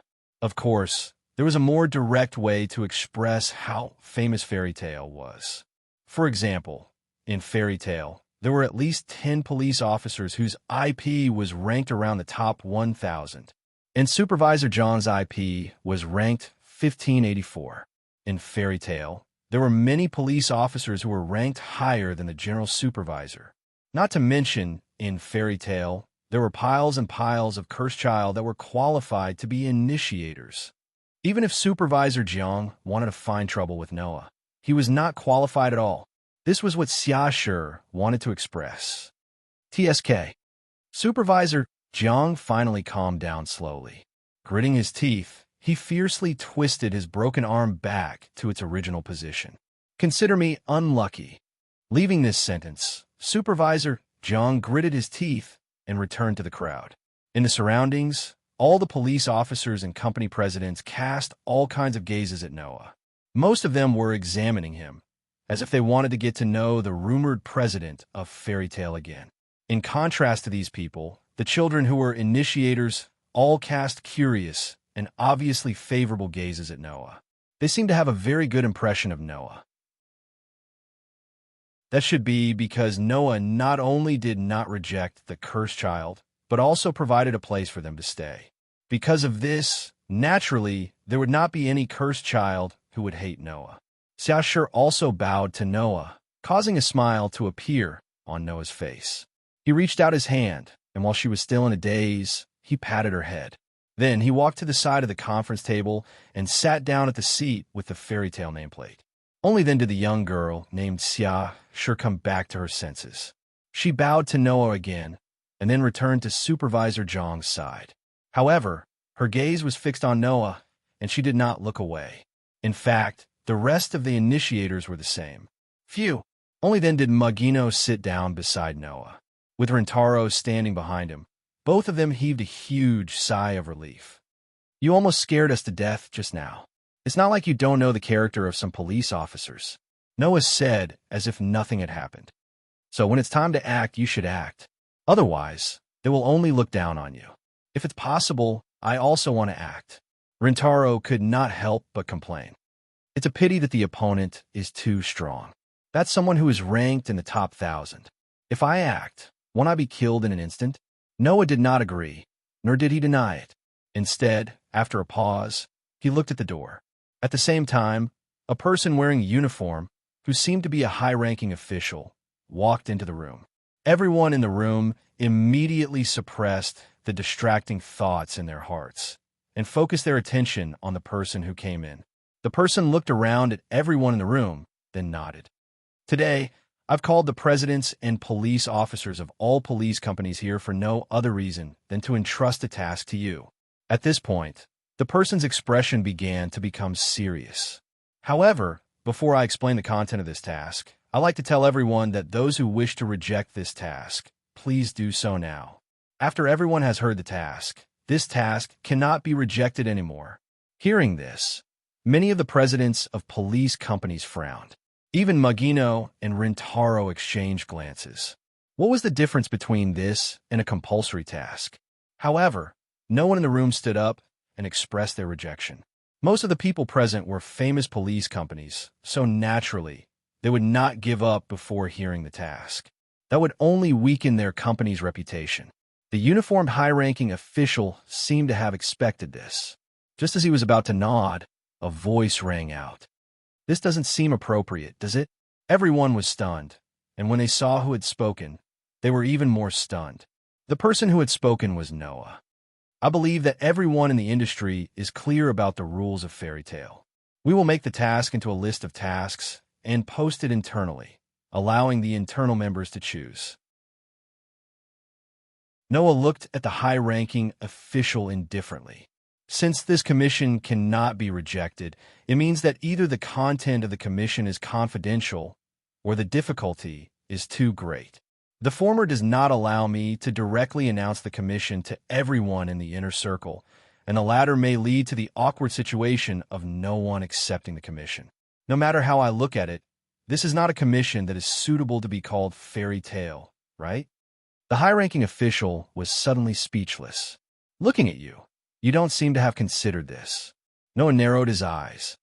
Can I assume that you didn't even consider this problem and just casually dragged fairy tale into this? This is a task from the government. The high-ranking official frowned. Could it be that fairy tale wants to reject it? The government? Noah smiled, but there was no smile in his eyes. Unfortunately, we are a non-governmental organization. After saying this, Noah stood up, and without giving any room for conversation, he walked straight out of the door. At this moment, the huge EL screen inlaid on the innermost wall of the conference room suddenly lit up. President Noah, please wait. Chapter 96. President Noah, please wait. When the quiet voice that no one in the Tokyo area would find unfamiliar came from the display screen that suddenly lit up, and when the image on the display screen was printed in the eyes of everyone present fiercely opened their eyes. Almost in the next second, all the presidents of the police companies sitting at the conference table suddenly stood up in a panic. Noah's face also showed a look of surprise. Looking at the picture played on the display screen, his eyes were full of surprise. What appeared on the display screen was a very beautiful girl with silver hair, dressed in pure white clothes, covered with a layer of snow. It was the ruler of the Tokyo area, Holy Son of Heaven. Behind Holy Son of Heaven, Tendo Kikuchi followed like a shadow. His eyes met with Noah's eyes for the first time, and when they intertwined, it was as if sparks burst out, making the surrounding temperature seem to drop a lot. Everyone, please don't be too cautious. In the snow-white holy residence, Holy Son of Heaven, who is sitting on a pure white chair, said in a gentle tone, "This time, I am just your client. If you can listen to me carefully, I will be very grateful." Hearing the words of Holy Son of Heaven, everyone's expression relaxed a little, but no one sat down. Everyone paid the most basic respect to the girl in front of them, whether in name or in the real sense, the ruler of the Tokyo area. "I'm very sorry, Mr. Noah." Holy Son of Heaven cast his eyes on Noah, nodded slightly, and expressed his apology. As Mr. Noah said, this time it is our fault. We didn't consider the situation of fairy tale, and we invited fairy tale without permission and added such a request. It is a bit rude to fairy tale, but we also ask Mr. Noah to be considerate.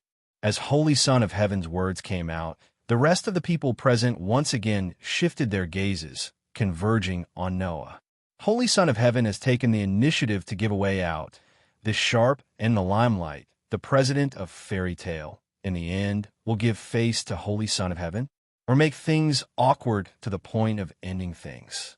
Thinking of this, the people present couldn't help but want to see the mind and temperament of this unusually young, famous person. Fortunately, he didn't let them down. Noah really didn't think that he was a character, an arrogant young man who didn't want to let go after getting something on him.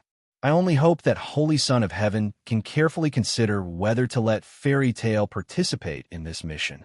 Noah's eyes moved back from Tendo Kikuchi and moved to Holy Son of Heaven. If you really want to let fairy tale participate in it, then I hope that Holy Son of Heaven can consider a way that can satisfy both sides. Hearing this, many people present secretly changed their view of Noah. Not only could he see the situation clearly, not blindly pursue it, and not be afraid of power, not to be outdone, and talk to the ruler of the Yodo region like this. The average young man certainly couldn't do this. Therefore, if everyone just had a little understanding of the strength of Noah, who defeated the admiral with one blow, Then now they had some understanding of Noah's temperament and means. I understand. Holy Son of Heaven nodded after pondering for a while.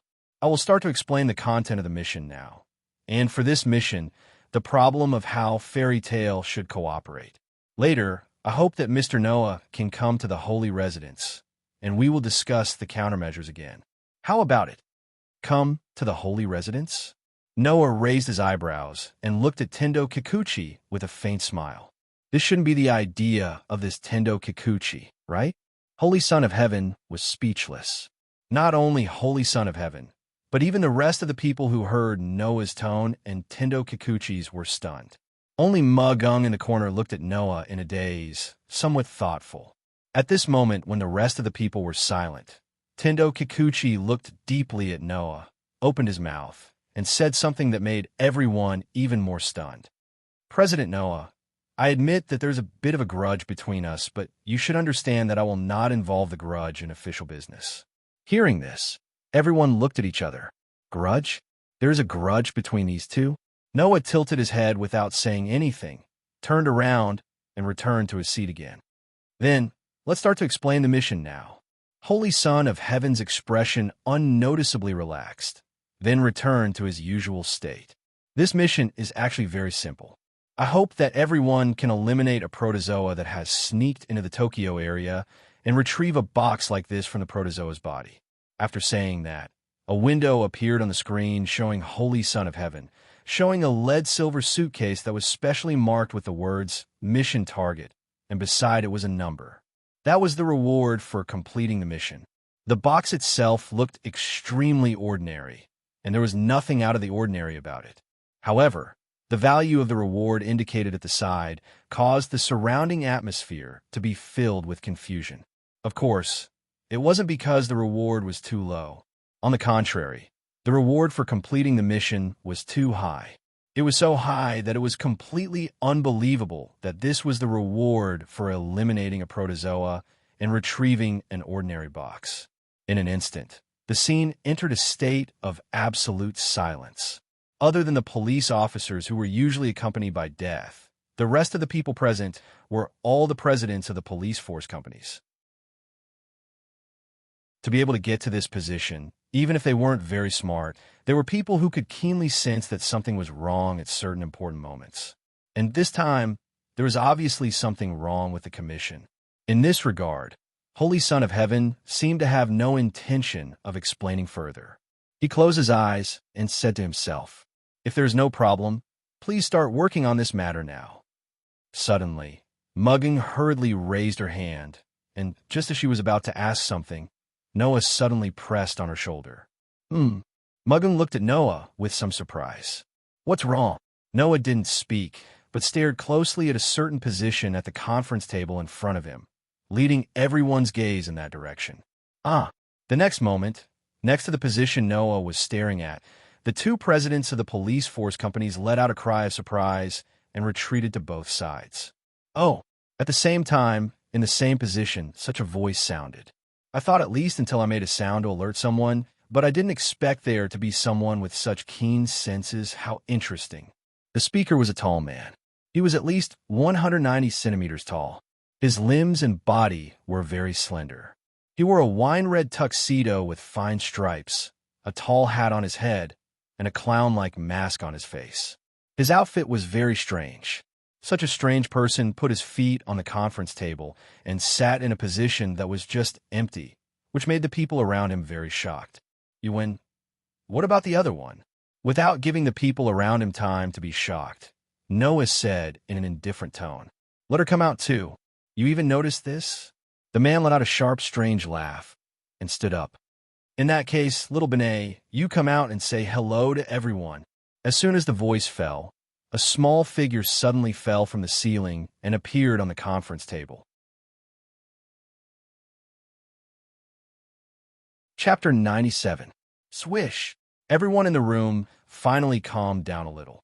They took out their guns and aimed at the two people standing at the conference table, their eyes fixed on them. A man in a tuxedo who looked like he was going to a costume party didn't seem to notice the actions of the people around him. He took off his hat and bowed deeply to the screen that showed the image of the Holy Son of Heaven. Let me introduce myself. My surname is Leech. Full name is Li Qingyin. After that, the man named Li Qingyin put his hand on the girl next to him. The girl had short wavy hair and wore a dress with trimmings. There were 2 scabbards on her back. From the shape and length, it should be 2 scabbards for Kodachi. This is my initiator. She is also my daughter. My name is Leech Benet. I'm 10 years old this year. The young girl used an extremely naive tone and expression to say these words. However, the words that she said next caused the hearts of many people present to turn cold. "Hey, Dad, they're all pointing their guns at us. Can I cut them?" When she said this, Leech Benet's small body released an extremely strong, murderous aura that seemed to want to prove the authenticity of her words. The strong, murderous aura told everyone present that the initiator in front of them was not only unusual, but also had killed many people. Noah furrowed his brows tightly as he looked at Benet Leech Jr. with a serious expression. "You have killed people?" Leech Benet blinked and looked at Noah. His eyes were suddenly dyed crimson. It was the symbol of the cursed child who released the power in his body. Leech Benet, who directly released his power, had an innocent and evil expression. He looked at Noah and said this. "Do you also want to be killed by me?" Hearing this, Noah understood. The child in front of him already took killing people as a matter of course. No matter what, it was impossible to save this child and let this child live the life of an ordinary person. This made Noah, who had always wanted the cursed children to live a happy life like ordinary people and created fairy tale, couldn't help but feel sad. His gaze that was fixed on Benet the Leech also turned into pity and sympathy. Leech Benet wrinkled his little nose and looked at Li Qingyin. "Dad, the way this person looks at me makes me very uncomfortable. It's fine if I don't kill others, but I will only kill him. Is that okay?" "Oh." Li Qingyin glanced at Noah, pondered for a moment, and then spoke. "Since he made my cute daughter feel uncomfortable, then let's kill him." Leech Little Benet immediately smiled happily. "Don't you?" Ryuru, who had been silently holding his gun, couldn't help but yell.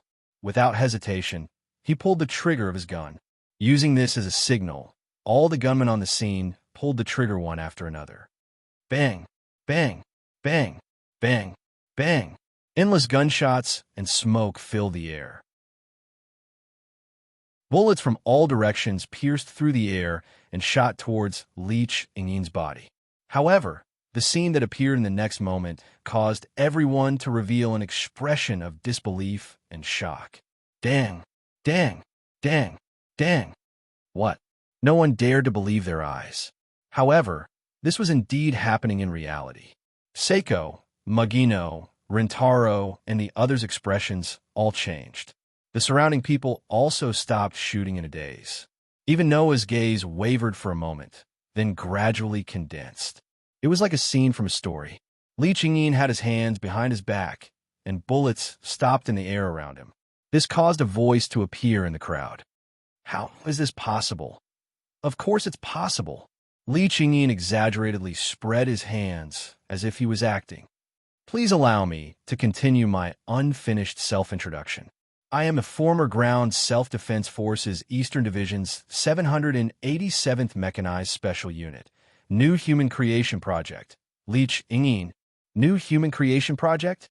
Gasps could be heard echoing in the air. "New Human Creation Project." Noah repeated with a face full of confusion. What was that? Although Noah did not know what it was, he temporarily suppressed the doubts in his heart and turned to look at Mugung and Rintaro beside him. Therefore, Noah saw it clearly. For a moment, Rintaro's expression was completely stiff and his eyes trembled violently.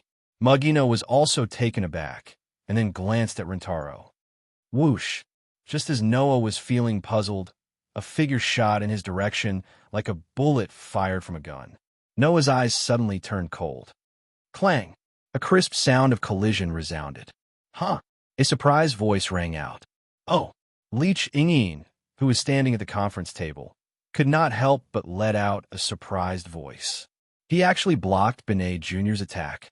Benet Jr., who was originally standing next to Leech Yingyin, had unknowingly appeared in front of Noah. She jumped up, and the two kodachi at her waist were tightly held in her hands, and she slashed towards Noah's direction. However, Benet Jr.'s two kodachi were blocked by Noah. It was a large modified black revolver with an extremely domineering and gorgeous design. Screech! The kodachi and the revolver violently rubbed against each other, causing countless sparks to fly. Benet Jr. kept using her strength, but she was still unable to break through Noah's defense, which made her very surprised. Immediately, Benet Leech decisively retreated, returning to Leech Ying's side. For the first time, his deep red eyes stared at Noah with an extremely serious expression. "Who are you?" Hearing this, Noah looked straight at Benet Jr. "Then let me introduce myself. I am the president of Fairy Tale, Noah Dole." "Fairy Tale?" Benet the Leech was slightly startled. "Fairy Tale." Leech Ying suddenly looked at Noah. "So that's how it is. You're the famous cursed child shelter? Cut the crap." Perhaps because of Benet Jr., Noah's tone was different from before, and it was full of impatience. "You're in the limelight here. Don't tell me you're actually planning to perform?" Oh. Leech Ying was startled awake. "I almost forgot about the important matter." Saying this, Leech Ying turned her head and looked at Elysian Son of Heaven, laughing out loud. "I actually only came here for one purpose, and that is to tell the head of state that, as a former police officer, I can also accept the head of state's request. How about it?" Elysian Son of Heaven did not speak. He only stared at Leech Ying, causing Leech Ying to laugh even more happily and sharply. "Of course, that thing. If we're lucky enough to get it first, please allow me to use it for a short period of time." Hearing this, Elysian Son of Heaven seemed to give up and close his eyes. "What are you talking about?" Mugging stepped forward and asked. "What's in the box?" "It's not my job to explain things to the client." Leech Ying pressed on his hat and looked at Noah. "We'll meet again." After saying this, Leech Ying and Benet Jr. jumped up at the same time, broke the glass of the meeting room's window, jumped out, and disappeared from the bottom of the building. Noah looked around at the people who were at a loss and slowly narrowed his eyes. Chapter 98. Tokyo District 1. Holy Residence. Pushing open the luxurious door in front of him, Noah walked into the hall of the holy residence that he had visited not long ago. "I didn't expect to meet you so soon." Just like the last time they met, Sheng Tianzi, who was sitting on the sofa with an elegant posture, opened his eyes and looked forward. "President Noah, please take a seat." Noah looked at Holy Sun, who didn't seem to have changed since their last meeting. He didn't carry a magic sword pouch this time. He first looked around Holy Sun, then sat on the sofa in front of him. "That old guy isn't with you?" "This is my idea," Elysian Son of Heaven emphasized. "After all, when the two of you meet, the atmosphere will not be good." "It's just not good," Noah said faintly. "You should know that unless he lets go of his inner thoughts, we will have to face each other head-on one day." The Holy Child's expression became unnatural after hearing Noah's straightforward explanation of his relationship with the Celestial Child. If it was someone else with the same status as Noah saying this, Holy Sun definitely wouldn't have reacted this way. After all, the difference in status between Noah and the Celestial Child's Chrysanthemum Prime was obvious. On one side, he was just an ordinary police officer who founded a civilian organization. On the other side, he was the person with the highest authority in the entire district. Once the two of them fought, no matter how one looked at it, no one felt that the former had a chance of winning. However, Noah, in such a terrible situation, not only did he neutralize all of the methods that Chrysanthemum Celestial Child had secretly used against him in this year, but he was also evenly matched with Chrysanthemum Celestial Child.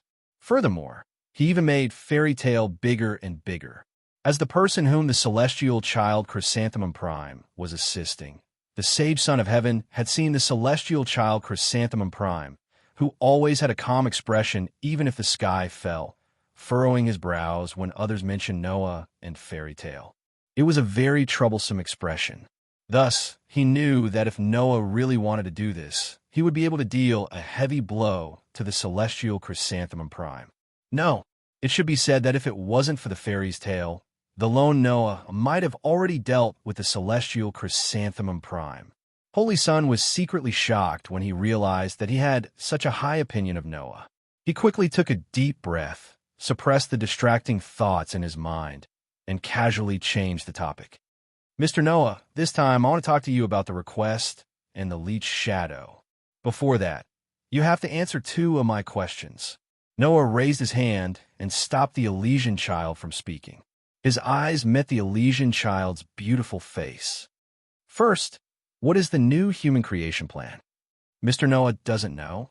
Holy Son was a little surprised. That was the human weapon creation project that humans initiated in the early years to fight against the protozoa. Human weapon? Yes, Holy Son explained. After performing surgeries with extremely low success rates on dying patients, the metal of protogut animals, that is, the mechanical parts made of aluminum, were assembled on the human body. Thus, powerful soldiers were created. Soldiers created specifically to fight against Holy Son. Noah pondered for a moment, then asked, "Why haven't we heard of such an existence now?" "Because that plan has been frozen for a long time," Holy Son reminded him. "The mechanical soldiers of the new human creation plan are indeed very powerful. Holy Son below stage 4 is almost no match for them." However, later on, the cursed child appeared in the eyes of humans. After Holy Son's reminder, Noah also understood. Regardless of whether it was the mechanical soldiers of the new human creation plan or the cursed child, they were individuals that had the power to rival Holy Son. If the 2 were to be compared, who would win and who would lose? Noah was not sure. However, if he thought about it carefully, with the existence of the cursed child, there was no need for the mechanical soldiers to appear at all. After all, it was obvious that the cost of creating such powerful mechanical soldiers was definitely not small. On the other hand, the cursed child was a special individual that was naturally born from the mother's body without any cost. On one side, it was a mechanical soldier that required a high cost, and the number of mechanical soldiers could not be guaranteed. On the other side, it was children that did not require any cost at all. Since their combat power was comparable to Holy Son, it was obvious which one to choose.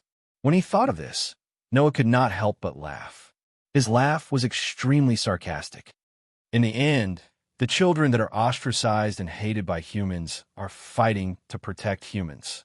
The weapons that humans have spent a lot of money to create want to be the enemy of humans.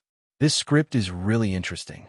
Elysian's son of heaven opened his mouth slightly, but he couldn't say anything. Second question. Noah did not want to beat around the bush anymore. "What's in that box?" "This." Holy Son showed a rare look of hesitation, but after a while, he sighed again. "I'm sorry, Mr. Noah. I can't tell you what is in the box, clearly. I can only tell you that it is a dangerous item called 7 Stars Legacy." Holy Son's expression gradually became serious and solemn. As for its use, it is able to summon Holy Son's Stage V Zodiac archaic animals. Noah couldn't help but raise his head and look at Holy Son of Heaven. After confirming that Holy Son of Heaven wasn't lying, his heart sank. Zodiac. That was the general term for Holy Son Stage V archaic animals. During the Archaic Animal War, which was the survival battle that almost caused the extinction of humans 10 years ago, there were 11 archaic animals that displayed extremely terrifying power. They were far more powerful than Stage 4 archaic animals, and once, they almost caused the extinction of humans. Humans gave these 11 archaic animals that possessed extraordinary power the names of the 12 signs of the zodiac, as their code names.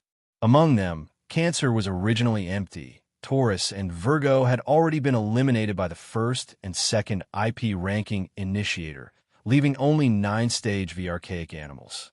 Noah had only heard of it once.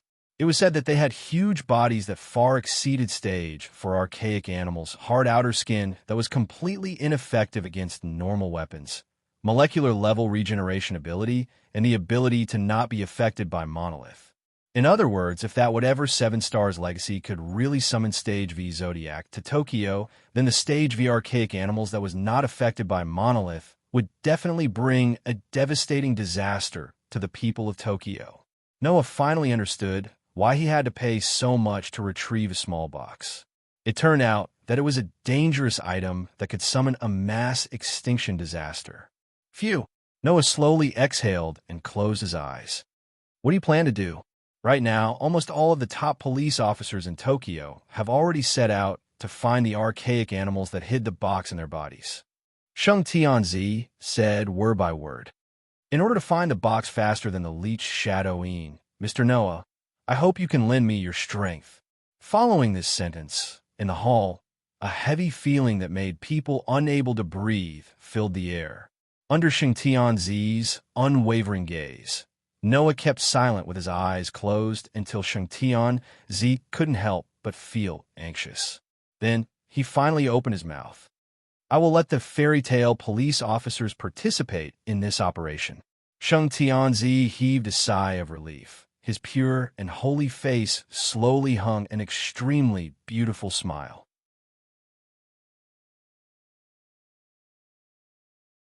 Chapter 99. Noah, who was sitting on the sofa, was flipping through a document. Leech Ingyin, originally ranked 134th in IP. Due to excessive killing, his ranking was frozen, and his police license was revoked. Originally a human weapon created under the New Human Creation Project, his internal organs and most of his body were replaced with machinery. He can produce a repulsive force field for defense. In theory, his ability can withstand the attack of protozoa, stage 4. Even anti-tank rifle shots can be deflected. Based on current speculation, his strength is at least in the top 100 IP ranks of the promoter. Extremely dangerous. Noah silently turned the document in his hand to the next page. Leech Benet Jr., originally ranked 134th in IP, a mantis-type initiator. Due to excessive killing, his ranking was frozen. Almost invincible in close combat within the range of swords and knives. Even in the initiator, he has a high level of physical ability. Weapon used is a kodachi. Based on current speculation, his strength is at least in the top 100 IP ranks of the initiator. Likes to kill, extremely dangerous. In addition to these, Noah also had all the information about Leech Ingyin and Leech Benet Jr. before they were still police officers. There were at least 10 pages of densely packed information. This information was what Noah asked Shengzi to help him find when he left the holy residence. Noah still had a lot of information he didn't know about Leech Ingyin. Although he promised Shengzi that he would let the fairy's tale police officers participate in the search for the legacy of the 7 stars and the whereabouts of the Leech father and daughter, he himself was still in a state of observation. This world was far from as simple as Noah's original world. Not to mention other things, just the dark side of human nature, the intricate structure of the world, the sinister nature of the human heart, and so on, was not something the people in Noah's original world could compare to. After staying here for a year, Noah, who was fully aware of this, wasn't reckless enough to lend his strength just because of the Holy Sun's request. At the very least, Noah wouldn't act on his own accord until he was certain that the Leech Shadowing would truly bring disaster to Fairy Tale, and why he wanted to summon Stage V to the Tokyo area. He didn't want to be used as a tool to do bad things with good intentions. Therefore, Noah needed to understand what kind of person Leech Ingyin was. However, a small head with 2 ponytails poked out from behind Noah. She opened her big round eyes and looked at the information in Noah's hands in boredom. Ranked 134 in the original IP rankings? Is this little guy really that powerful? Aren't you a little one yourself? A head slightly bigger than the former, but with waistling straight black hair, poked out from the other side of Noah's back and said thoughtfully. Before the IP ranking was frozen, it was already 134. This Leech Ingyin and Leech Benet Jr. are definitely much stronger than before the ranking was frozen. Who knows, they might really be monsters in the top 100. Do we really want to be enemies with such opponents? Finally, a head with a listless expression appeared, and its tone was a little uneasy. Even if all the top police in Tokyo were dispatched, the odds of winning against such monsters shouldn't be high, right? Listening to the 3 voices from behind, feeling the warmth of the heads that poked out from his left shoulder, right shoulder, and head, Noah sighed. Why are you still here? Is the Tiantong Civilian Police Company not going to participate in this operation? I'm the president. This was the president of the Tiantong Civilian Police Company, who ran a company with zero income last month and came to ask for help this month. Otherwise, even eating was a problem. How can the president personally go out to work? I'm just the initiator. This was the words of a 10-year-old girl with her head held high, as if she was proud of herself. Before Rentaro, the promoter, makes a move, this concubine has to play her part. Otherwise, it will ruin our reputation as the fairy tale. I'm also waiting for the report on the whereabouts of the mission target. Okay? Don't make it sound like I'm afraid of death and don't dare to come out. Okay? This was the complaint of a police employee who had been bullied. Also, Yinju, you are now my initiator and a member of the Tiantong Civilian Police Company. Even if you want to emphasize your identity, you should emphasize this, right? Why did it become a corruption of the name Fairy Tale? Even if this concubine has already joined the Skytong Civilian Guard Company, this concubine is still a member of Fairy Tale. Yinju jumped up and down as she yelled out. This concubine's school is here, and this concubine's home is here. This concubine's friends and companions are all here. Even if thou are this concubine's promoter, thou cannot make this concubine leave Fairy's Tale. I don't mean to make you leave the fairy tale, right? That is what thou meant. Hey, you too. Now is the time to talk about something very important. Can you not quarrel? There were 3 heads less than 20 centimeters away from his head, and they were quarreling. What kind of feeling was that? Anyway, Noah felt that the noisy voices in the fairy tale were much cuter than these 3 voices. At that moment, Noah could only say something.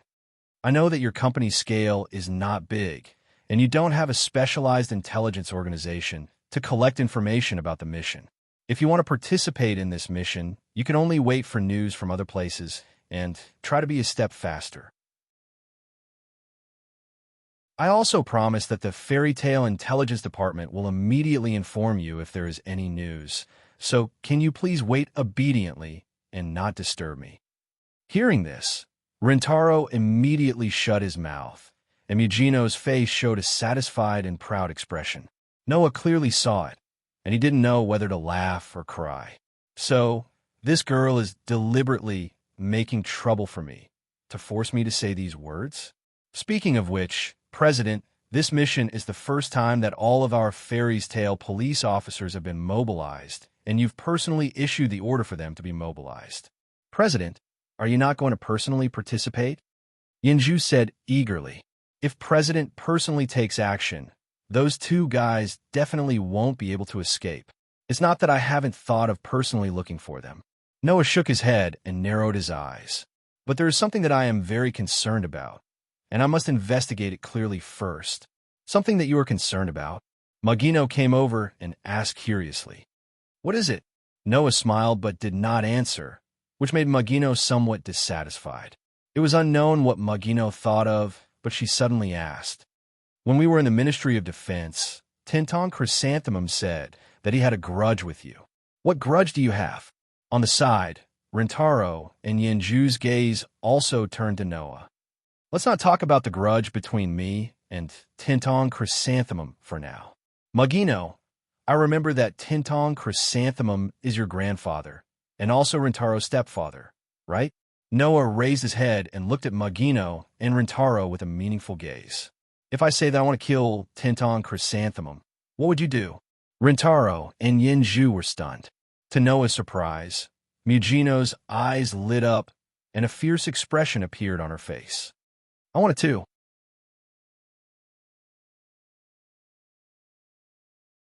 Chapter 100. Muging's words instantly made the temperature of the scene drop below freezing point. Rentaro and Yinju lowered their heads and remained silent when they saw Mugino's expression that resembled that of a malicious spirit and the hatred in his eyes. Even Noya furrowed his brows. What is going on? What does she mean by I want to? Mugging wants to kill Tintong Chrysanthemum? But isn't Tintong Chrysanthemum Mogging's grandfather? After thinking about it this way, Noah realized a problem that he didn't have time to think about before. Tintong Mugging. From her surname, it could be seen that Mugung was a member of the famous Tintong clan in Tokyo, led by Tintong Chrysanthemum. Moreover, she was a direct blood relative. As the granddaughter of Tintong Chrysanthemum, who was like the clan leader of the Tintong clan, Mugung should be a spoiled young lady. However, although Mugung did study in a famous aristocratic school, other than that, even in her private life, Mugung lived very frugally. The Tiantong Civilian Guard Company that she ran was even a small company that was not well known. She did not have the slightest image of a rich young lady at all. Moreover, as far as Noah knew, Mugung seemed to have left the Tintong clan for some reason. Even Ryuru, who was the adopted son of Tintong Chrysanthemum and Mugung's childhood friend, also left the Tintong clan and established his own clan. Obviously, the hatred that Mugung showed now must be related to why Mugung and Ryuru left the Tintong clan. This made Noah confirm a fact. In other words, Noah looked straight at Mugung and Ryuru. If I really have a grudge against Tintong Chrysanthemum and plan to kill him, you won't stop me, right? This. Ryuru hesitated for a moment, then dropped his shoulders like he gave up and said in a deep voice, I don't know. Compared to the confused Ryuru, Mugung was much more decisive. Don't say that I won't stop you. If there is anything I can do to deal with the Tintong clan, no matter what it is, I beg you, count me in.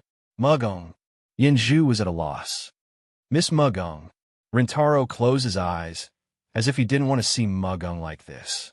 Looking at Mugino, Ryutaro, and Yinju, Noah had a rough idea of what was going on. After pondering for a while, he spoke. Empyrean Chrysanthemum said that I have a grudge with him. Actually, this is wrong. Mugung, Ryutaro, and Yinju were all stunned. I don't have any personal grudges with him. If I did, it would be easy to solve. Noah didn't hide anything and explained straightforwardly. It's just that he wants all the cursed children to go to hell, while I want all the cursed children to live a life like heaven. Therefore, he is against all the cursed children, while I want to protect all the cursed children. We just have different standpoints. Hearing this, Mugino, Ryutaro, and Yinju looked at each other and understood what was going on. Guild leader. Yinju stood up and loudly declared her position. I will stand on your side. Seeing Yinju's indignant expression, Noah couldn't help but laugh. Just as he was about to say something, a melodious ringtone sounded in his pocket. Mugung, Ryutaro, and Yinju's faces all tensed up. Noah's movements also paused. Then, he calmly took out the phone in his pocket and answered the call. How is it? On the other end of the phone, a voice kept ringing. After a while, it stopped, causing Noah to nod his head. Understand. With that, Noah hung up the phone and his face sank. Seeing this scene, the other three people present had a bad premonition in their hearts. What's wrong? Ryutaro asked nervously. Did you find the Li Qingyin? No. Noah raised his eyes and looked at the three people in front of him. However, there is reliable information that indicates that the protogut animal with the legacy of the 7 stars in its body has been dealt with.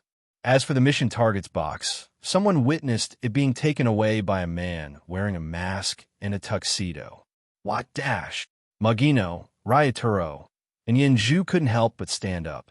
Needless to say, the three of them clearly knew the consequences of the 7 stars legacy being taken away by the Li Qingyin. How could this be? Mugino clenched his teeth.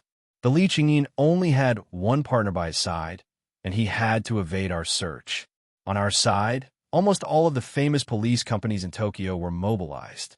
Logically speaking, we shouldn't have been slower than the Li Qingyin. Even the news should have been received so long ago. How could this be? It's very simple. Noah stood up, the corners of his mouth curling into a cold arc. Someone blocked the news. You're saying that someone blocked the news? Ryutaro seemed to have thought of something as his face stiffened. In other words, there's someone. Mugino raised his voice. There's someone behind the Li Qingyin. Noah didn't say anything as he picked up the bag on his shoulder and walked towards the door. President. Yinju hurriedly called out. Where do you plan to go? Noah didn't give Mugino, Ryutaro, and Yinju a chance to react as he directly pushed the door open and walked out, leaving only this place. Saint Residence. Leaving Megino, Ryotaro, and Yenju behind, Noah walked out of the area where the fairy tale was located. It was surrounded by ruins and belonged to the outer area of District 39. He walked forward at a leisurely pace. However, this scene didn't last long. When the fairy tale was almost out of sight, Noah stopped walking. A light drizzle was falling from the sky, making the already dark sky even darker. Noah stood in the rain and didn't care about his hair and clothes that were gradually getting wet from the drizzle. He took the bag from his shoulder and forcefully smashed it on the ground. Bang! Gravel flew everywhere, and the tip of the pouch containing the magic knight's sword also sank into the ground, standing upright. At this moment, Noah suddenly reached out his hand and pulled out a gun from his back. He pointed at the direction of one of the broken walls in the ruins and pulled the trigger without hesitation. Bang! The bullet's power was comparable to an anti-tank rifle. It was enough to pierce through heavy armored vehicles as it rubbed against the air in the rain. It drew a fiery light as it flashed through the air and hit the broken wall. Boom! With a loud sound, the broken wall was directly penetrated, creating a hole the size of a wash basin. Whoosh! However, before that, two shadows actually jumped from behind the wall and landed on the top of the broken wall. As expected of the guild leader of Fairy Tale, the famous shelter of the cursed child. Even the way they greet each other is so special. However, I personally like this method. The people standing on the top of the broken wall were Leech Ingin and Leech Benet Jr. that the entire Tokyo region was looking for. We meet again. Leech Benet Jr. held two pitch-black odachi made from Japanese. His eyes had already turned dark red, and he looked eager to try. Dad, can I continue to cut him down this time? Not this time, my daughter. Leech Ingin laughed as if he was giving a speech. At least, before we finished talking, Noah directly lowered his hand that was holding the gun and coldly looked at Leech Ingin. Is this all that you want to say? Then I'll just directly state my intentions. Leech Ingin faced Noah and extended his hand. Do you want to join us?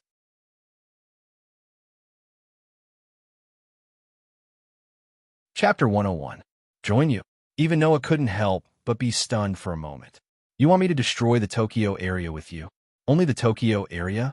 Li Qingyin first said this sentence with a deep meaning, then immediately let out a low laugh again. President Noah, as far as I know, a year ago you used your private property to buy cheap land in the outer area, build a large number of houses, schools, hospitals, and even research facilities there, and took in all the cursed children and established Fairy Tale. Noah didn't answer, but the gaze he looked at Li Qingyin with became colder and colder. But Li Qingyin didn't seem to notice Noah's gaze and continued to speak. Fairy Tale became famous after it was first established and entered people's sight, because no one thought that there would be such a stupid person who would provide shelter for a group of children who could turn into monsters at any time. As everyone knew, once a human was infected with the protozoan virus, which was best at modifying DNA, would transform a living human into a monster in a very short time. There was only one kind of human being that was an exception. That was the cursed child. However, that didn't mean that the protozoan virus in the cursed child's body would obediently provide them with power, allowing them to become superhumans. The protozoan virus lurking in the cursed child's body was also extremely dangerous. Unlike humans who were directly infected with the protozoan virus in the cursed child who was infected with the protozoan virus from the embryonic stage wouldn't break out all at once. Instead, it lurked in the cursed child's body, slowly modifying their bodies. This naturally allowed the cursed children to obtain self-regenerative abilities and strength that exceeded that of ordinary people. However, the cursed children were also unable to avoid being infected by the protozoa virus. The virus in their bodies was still corroding their bodies. Therefore, the cursed child would sooner or later turn into a protozoan. No one knew how long this process would take. People only knew that once the invasion rate of the protozoan virus in the cursed child's body exceeded 50%, the cursed child would turn into a protozoan and would no longer be able to maintain human form and rationality. This was also the reason why many of the cursed children were willing to become initiators and accept the management of the International Initiator Supervision Organization, ISO, as well as partner with the police. This was because the International Initiator Supervision Institute, ISO, had an agent that could slow down the invasion of the protozoan virus in the cursed child's body to a certain extent. Back then, Noah had put in a lot of effort in order to obtain the formula for the ascension preparation. Otherwise, many of the cursed children in Fairy's Tale would have turned into primitive animals long ago. Why would you want to establish Fairy Tale? I can roughly guess the reason. Leech Ingyin stood on top of the wall and looked down at Noah. However, in order to make Fairy Tale operate, no matter if it was a success or a failure, President Noah, you must have encountered a lot of difficulties, right? Hearing this, Noah's hand holding the gun slightly tightened. The difficulty Leech Ingyin was referring to wasn't the difficulty of establishing Fairy Tale or the setbacks he had suffered in the process. Instead, he was referring to the difficulties others had created for him. Let's not talk about the Tendo Chrysanthemum, who originally hated the cursed child, and talk about the plundered generation of the commoners in the Tokyo area. Basically all wanted the cursed child to die, so how could they be willing to let them have a good life? Therefore, when Fairy's Tale was first established, there would be so-called volunteers forming groups almost every day. They would go to the entrance of Fairy's Tale to raise flags and protest. They would curse the existence of Fairy's Tale all day long. There were even some radicals who wanted to sneak into Fairy Tale and specifically sabotage it. Noah knew that for these people who were completely blinded by hatred, it was useless to say anything more. Not to mention, Noah did not have a good impression of these pitiful people who had hateful things to begin with.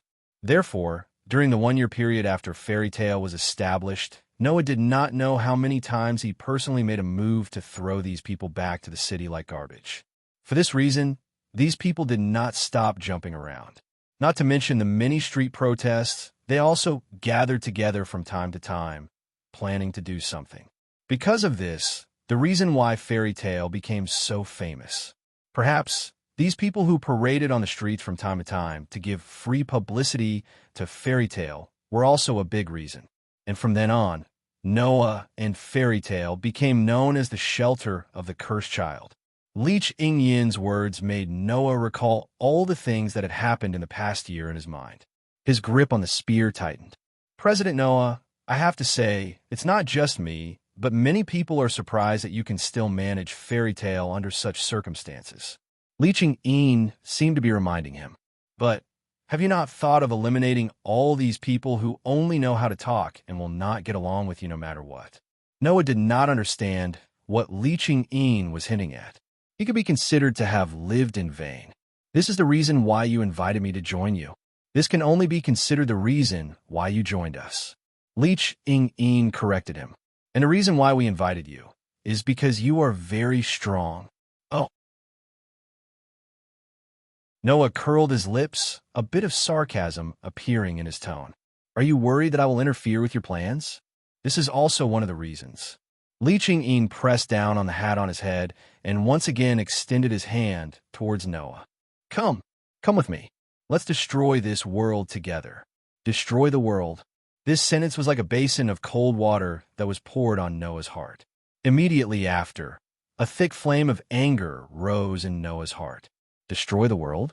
Destroy the world that would be as happy as a child when it was repaired and would be extremely happy to meet him? What a joke. Noah slowly raised his head, a pair of eyes that were filled with unprecedented anger. The vast magical power in his body also boiled, turning into a strong wind that rose from Noah's body. If you say what you just said again, I will make you stay here forever. With Noah as the center, a gust of wind formed by mana spread out wildly, blowing away the surrounding ruins and causing them to collapse completely. Leech Ingyin and Leech Benet Jr.'s pupils constricted at the same time. They raised their hands and blocked in front of them. Their bodies tensed up, and an extremely strong sense of danger rose in their hearts.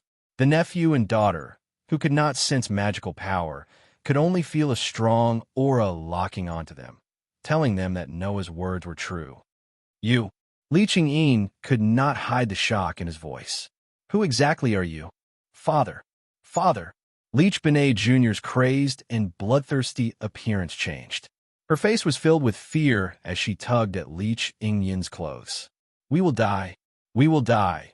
Li Ching-yin's eyes flashed with uncertainty as he gritted his teeth. Let's go.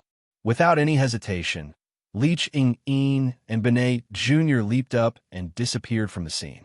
The wind gradually stopped. Noah, who was standing alone in the ruins, closed his eyes tightly and allowed the rain to splash on his body. He did not speak for a long time.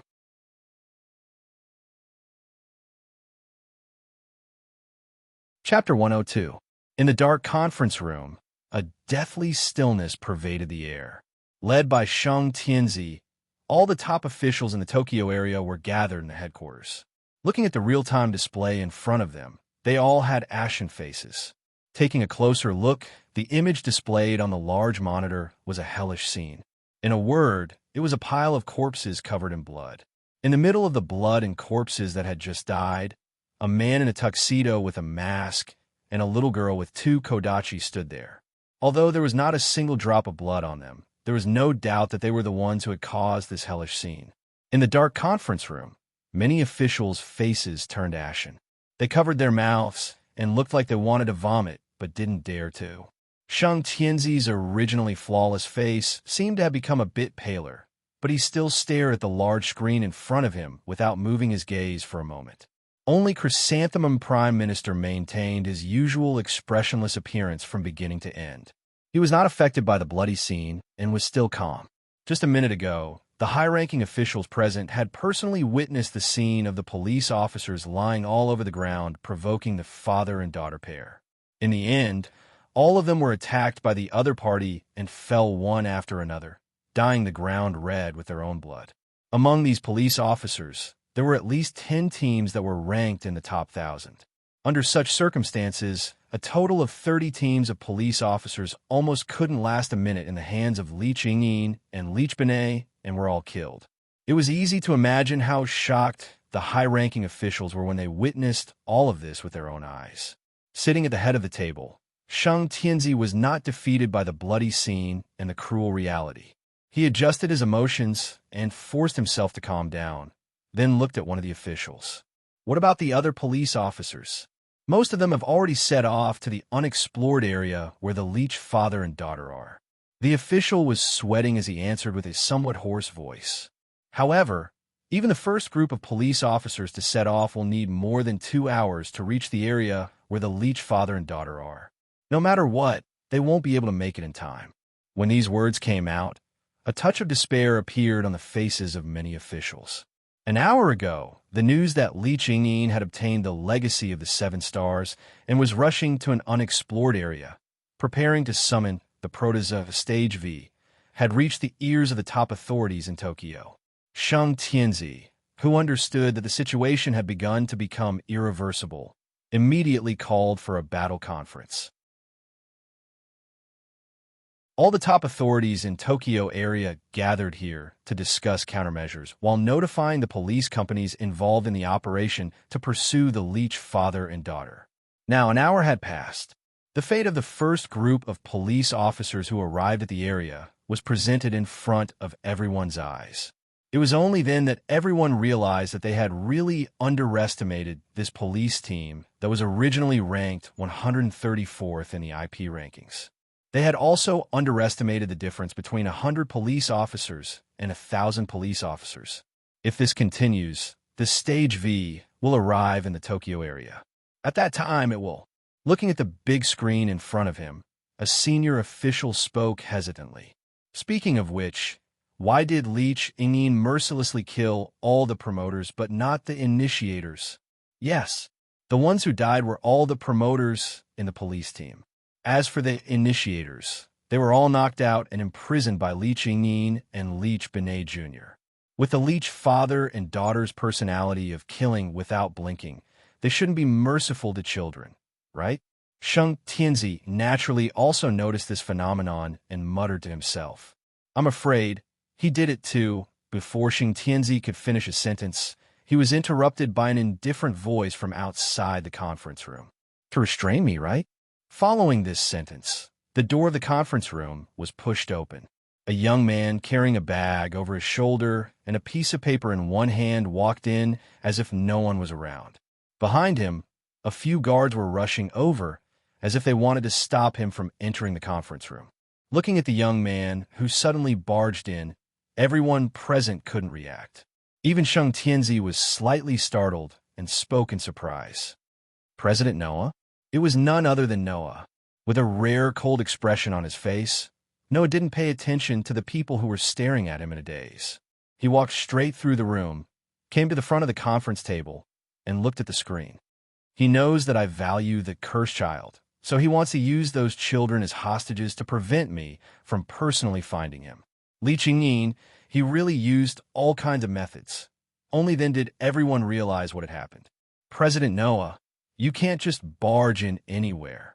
Chrysanthemum Tintong narrowed his eyes and said, "This conference room is a place set up for national defense issues. If an ordinary person barges in, it won't end with just a few words of reprimand. Do you understand?" Noah glanced at Chrysanthemum Tintong and didn't say anything. He directly placed the piece of paper in his hand in front of the people present. It was a piece of paper with a circle in the middle. The circle was filled with names and seals that were stamped on the outside of the circle. It was just like a joint signature. It was written on the outside of the circle. Everyone's eyes couldn't help but shift to this piece of paper. When they saw the contents of the paper clearly, they all gasped. This was a joint agreement. The purpose was very simple. It was to gather like-minded comrades in activities similar to peasant uprisings. In order to conceal the identity of the mastermind would be drawn in a circle, and the rest of the signatories were all accomplices. Everyone present clearly saw the title of the joint agreement, 7 Stars Inheritance Theft Plan Joint Agreement. Suddenly, everyone's gaze instinctively turned to the person next to him and subconsciously retreated. This person's name was one of the names recorded on the paper. Holy Son of Heaven, your subordinate seems to have something rather interesting, Noah said faintly. I didn't expect that the person secretly acting behind Li Qingyin would instruct Li Qingyin to steal the 7 Stars Inheritance and block the information about the location of the 7 Stars Inheritance. The person who caused us to be one step behind Li Qingyin and also caused us to fall into this situation is right beside you. How ironic. But thanks to this, I've saved a lot of trouble. The high-ranking official who signed the paper turned pale and shook his head in a daze. No. The surrounding people's gazes toward him were filled with sympathy and pity. The Holy Son of Heaven glanced at Chrysanthemum Tintong, and Chrysanthemum Tintong immediately looked coldly at the high-ranking official. Take him away. Why no? Your Excellency Tintong. I. 2 guards picked up the high-ranking official who was screaming and mercilessly dragged him out of the conference room. Only then did the Holy Son of Heaven look at Noah with a hesitant expression. President Noah, you don't have to explain anything to me. Noah only looked at the big screen in front of him and didn't even turn his head. I don't want to know what tricks you people in power are playing. But Noah raised his eyes and looked at Chrysanthemum Tintong. If you want to make a move on Fairy Tale, then you should first consider whether you have the ability to do so. After saying this, Noah turned around and walked out of the conference room, ignoring the extremely oppressive atmosphere behind him.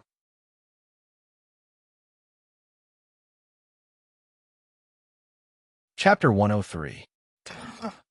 Light and slow footsteps echoed clearly in the surroundings. Whoosh! The wind carried bursts of sand and dust as it blew forward. It was like a ghost city.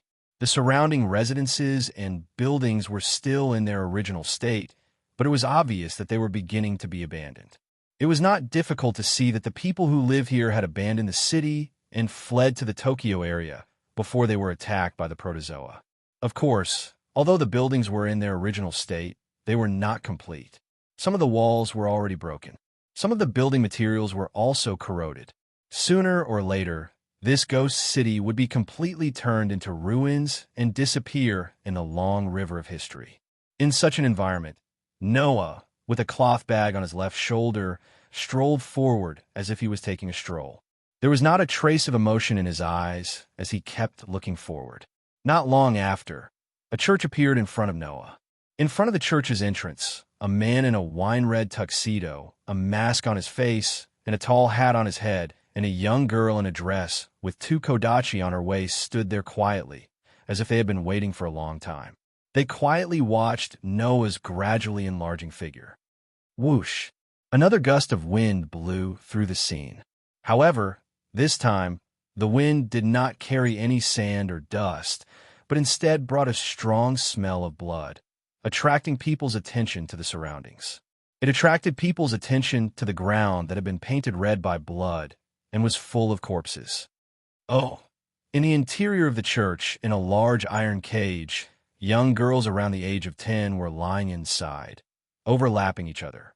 Although their eyes were closed, there were soft moans coming out of their mouth from time to time, proving that they had not lost their lives. The footsteps that echoed in the surroundings slowly dissipated. Noah had stopped and stood 20 meters away from Lee Ching-in and Leech Benet Jr.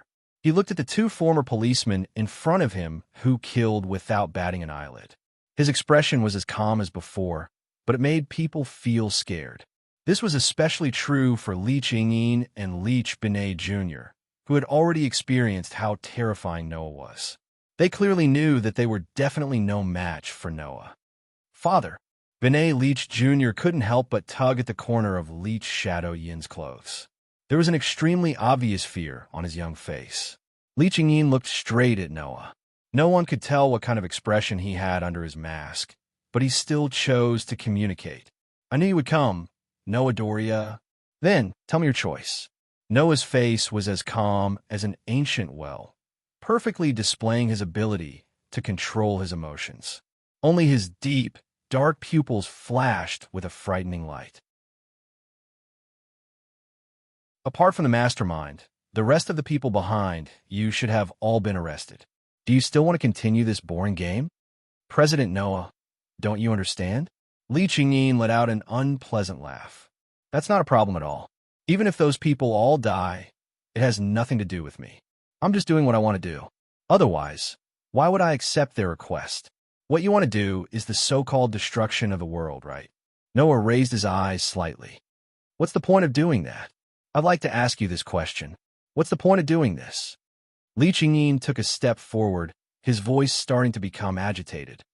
I believe that in this year, you have fully seen how ugly humans are. Even if you stop me now and let the Tokyo area survive, they still won't be grateful to you. They will even feel that it's a shame that they are protected by the cursed child shelter. Why do you still want to protect them? The person who doesn't seem to understand is you, Lee Ching-in. Noah closed his eyes for a moment, then suddenly opened them. I don't want to protect the Tokyo area, and I've never had a sense of justice to protect the entire human race. The people of Fairy Tale will only protect one existence, and that is their companions and family. Because my companions and family are in the Tokyo area, that's why I came here. I want to protect them, to protect Fairy Tale. The Tokyo area just happened to become the location of Fairy Tale. Other than that, it has no reason for me to protect it. Noah also took a step forward, his eyes gradually becoming indifferent. Give up. You're no match for me. I won't give up. At this time, Lee Ching-in calmed down. I am a product of the new human creation plan. I was born specifically for the purpose of killing. Only by starting a war will the meaning of my existence be proven.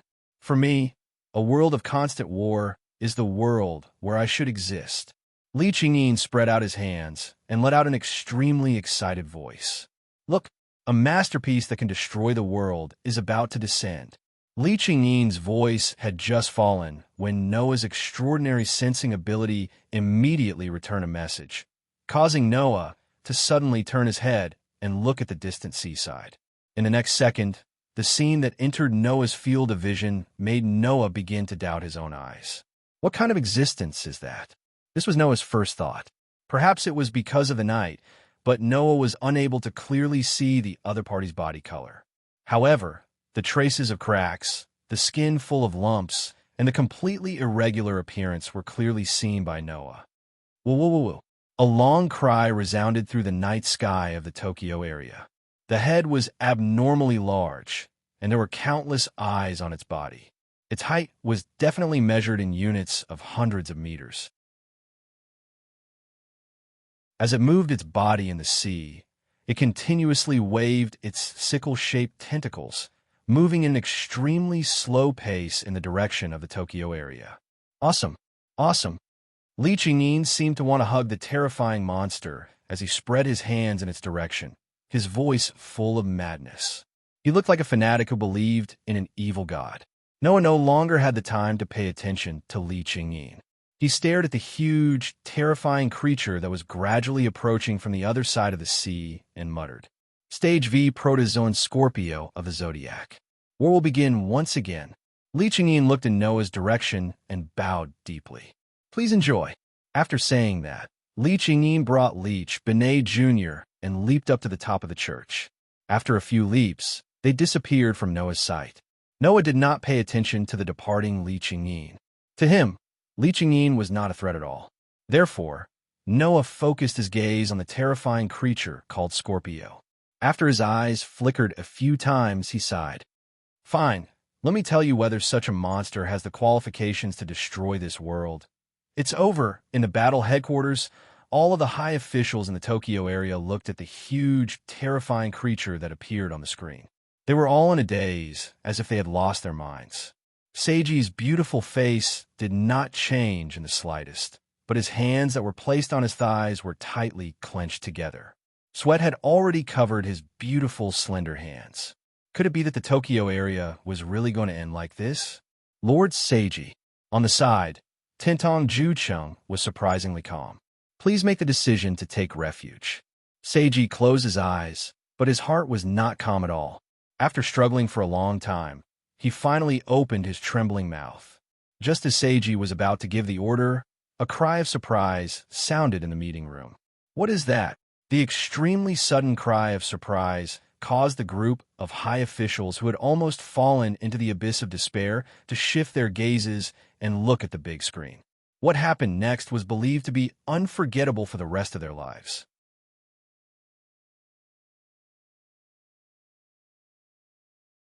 Chapter 104.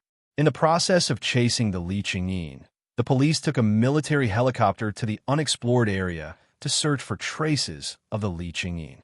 Now, although the Li Qingyin has escaped, the police who were ordered to chase the Li Qingyin still came to the unexplored area under the guidance of the military helicopter. Rintaro and Yinju were one of the police teams. So that's how it is. Standing next to the military helicopter, Rintaro, who had just come down from the helicopter, heard the news from the other side of the phone and smiled bitterly. In the end, is the Tokyo area really going to be finished? On the side, many police officers seemed to have received the news from their respective police companies. They all held their phones and panicked. It was a mess. There was no way to hide this matter. At least, there was no way to hide it from the police companies that were well-informed and existed to deal with protozoa. The body of the Scorpio is bigger than any other species.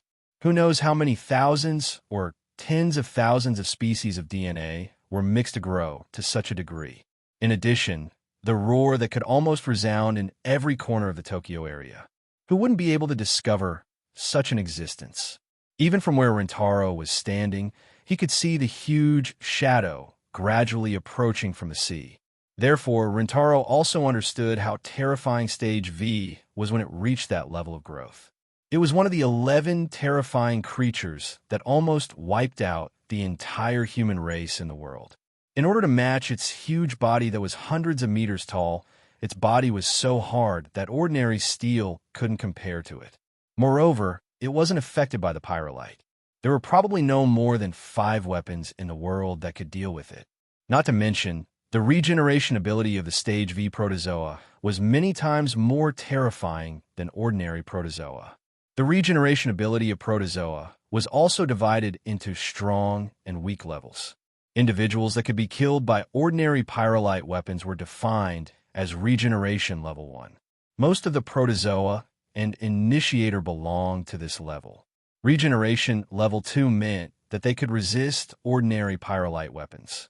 They needed to be beheaded or burned with fuel to kill them. Regeneration level 3 meant that even if the arm was cut off, it could still be regenerated, or the severed limb could automatically return to the original body, and the cells would respond to each other. Regeneration level 4 allowed one to regenerate even if they lost most of their internal organs. In order to kill such an opponent, one would need to destroy them to the point where not even their limbs were left. Otherwise, this would be another type of undying body. As for whether the regeneration level 5 was real or not, most people probably didn't know.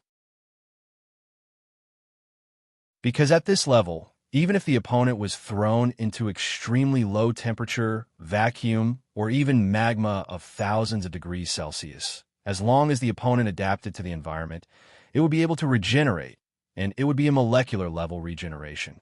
With the current scientific level of this world, there was no physical means to kill an opponent of this level. The Scorpio constellation did not have the regeneration ability of a rank 4 or 5, but it still had the means to kill. However, it was impossible for it to only possess a level 1 regeneration ability. Otherwise, it wouldn't have made the insiders in the Tokyo area so desperate. Therefore, the Scorpio constellation had to be at least a level 2 regeneration constellation and was able to resist the usual Earth weapons. Otherwise, it wouldn't have been able to survive until now. Standing beside Rintaro, Yinju's eyes flickered with uneasiness, but she still stared at the huge shadow on the surface of the sea. "Rintaro, what should we do now?" Rintaro didn't answer. It wasn't that he didn't want to answer, but that he didn't know how to answer. However, just because Rintaro didn't answer, it didn't mean that the others wouldn't answer. Isn't that obvious? A hand slowly pressed down on Rintaro's shoulder. "Of course we have to deal with it."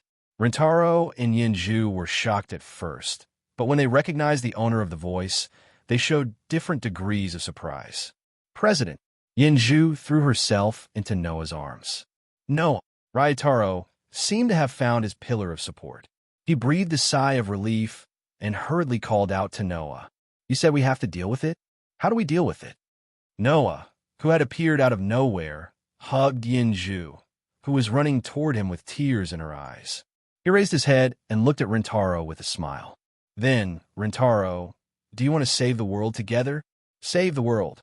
Rintaro tightly clenched his hand. His hand was trembling. But Ryutaru put on a fearless smile. "If you have such thoughts, it's not like I can't accompany you for a while."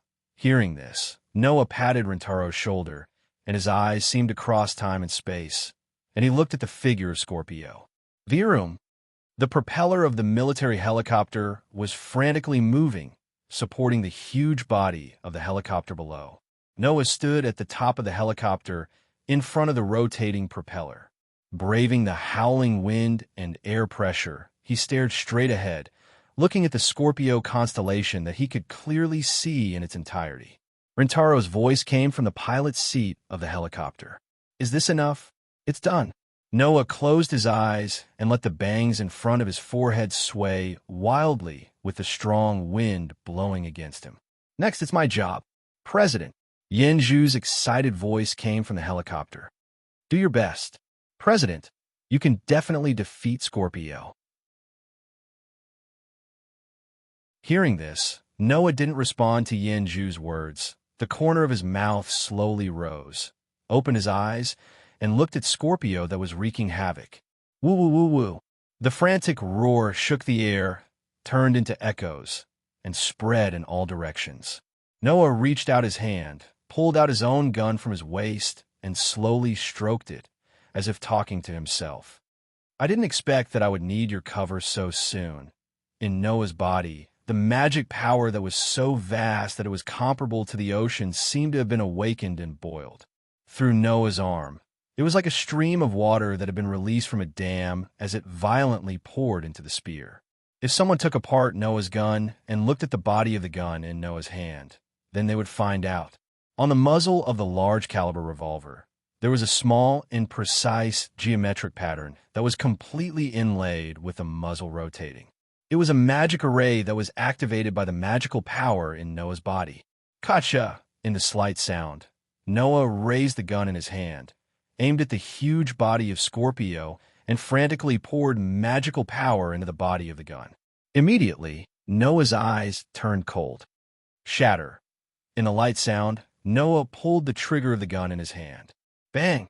This gunshot resounded through the sky. Wong!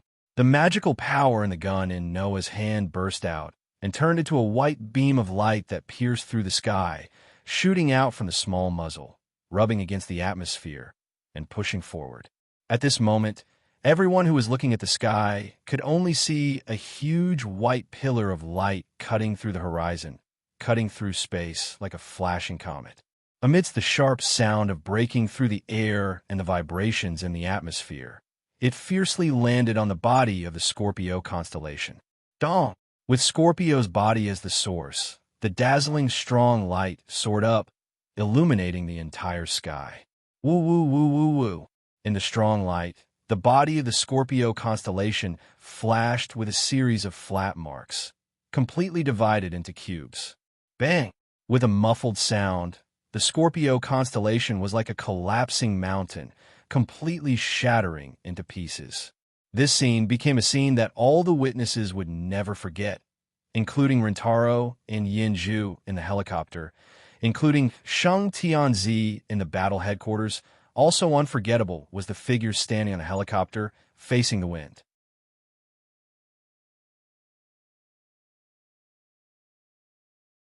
Chapter 105. The sun shone from the horizon, as if bringing new hope to people, illuminating every corner of the entire Tokyo area. On the balcony of the top floor of the sacred residence, Noah looked down at the scene below, where at least 100 high-ranking officials and celebrities gathered, and a large group of reporters had been noisily taking photos. His eyes were not affected by the crazily flashing camera flashes, and his dark eyes were still as deep as before. After maintaining this scene for an unknown amount of time, a quiet voice sounded from behind Noah. The celebration ceremony this time is specially held for the hero who defeated the Stage V protozoa and saved the Tokyo area. However, the main character of the ceremony directly skipped the ceremony and hid in this kind of place.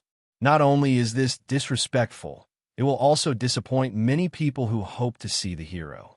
Saying such a sentence, a beautiful girl wearing a white wedding dress came to Noah's side, and together with him, they looked down at the lively scene below.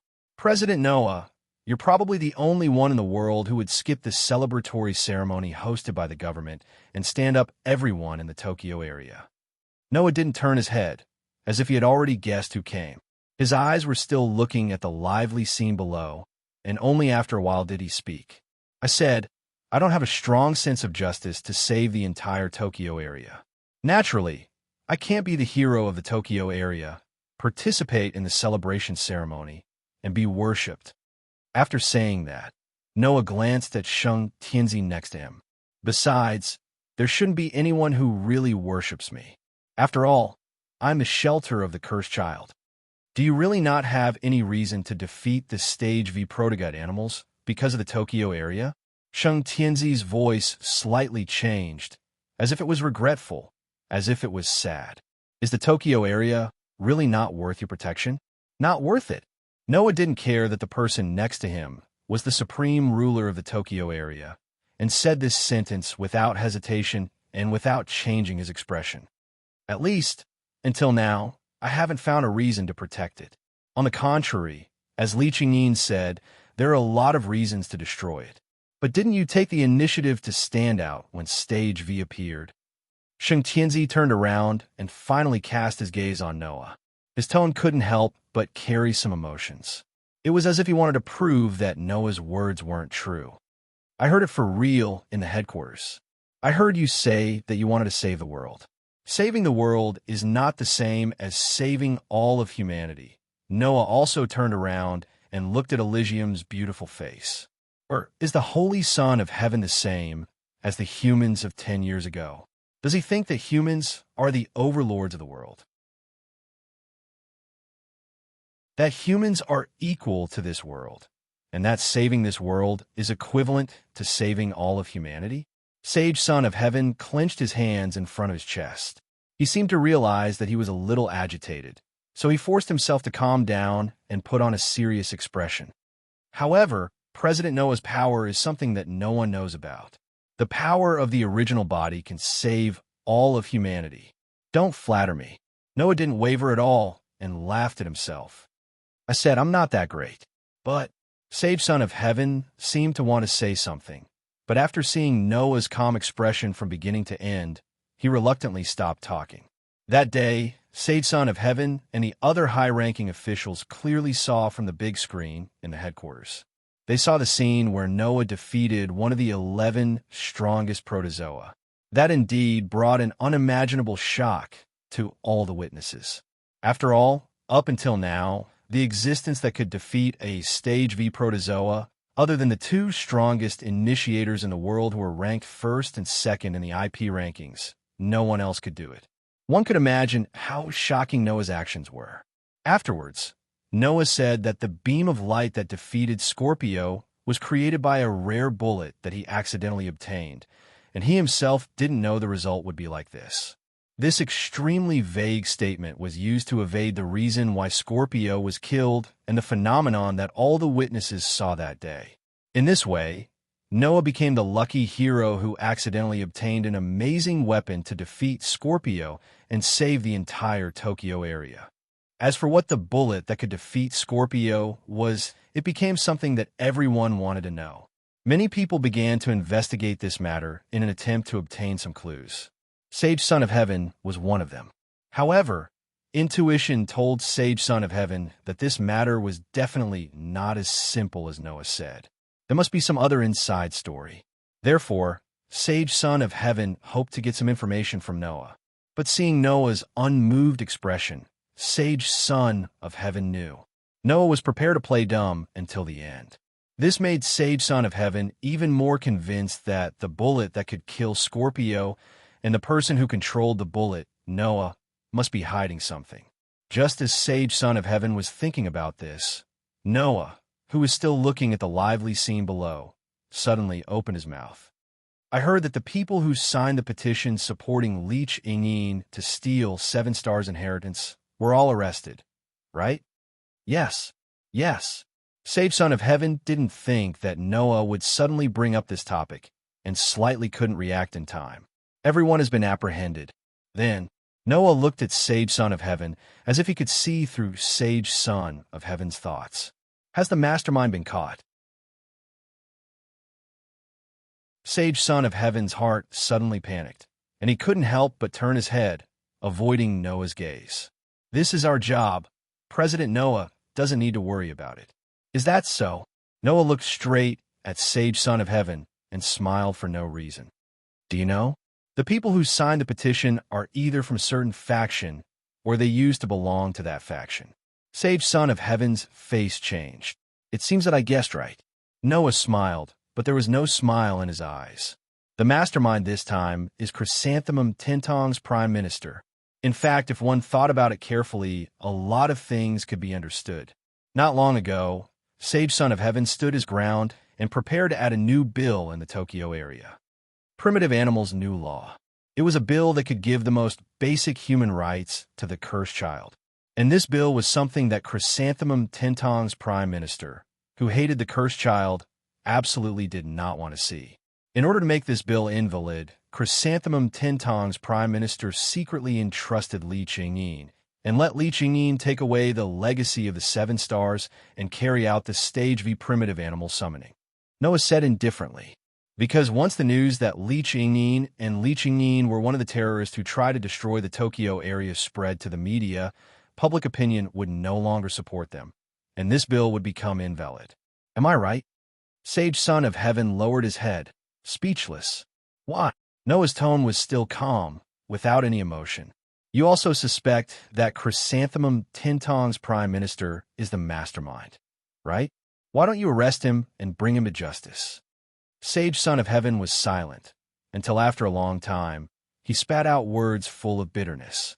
Because, without him, I can't support the entire Tokyo area by myself.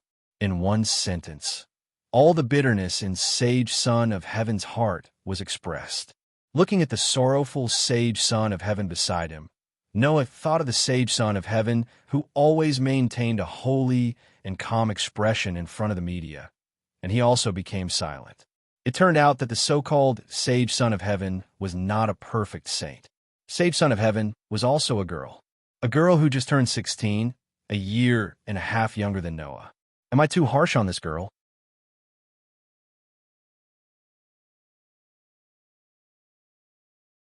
Chapter 106.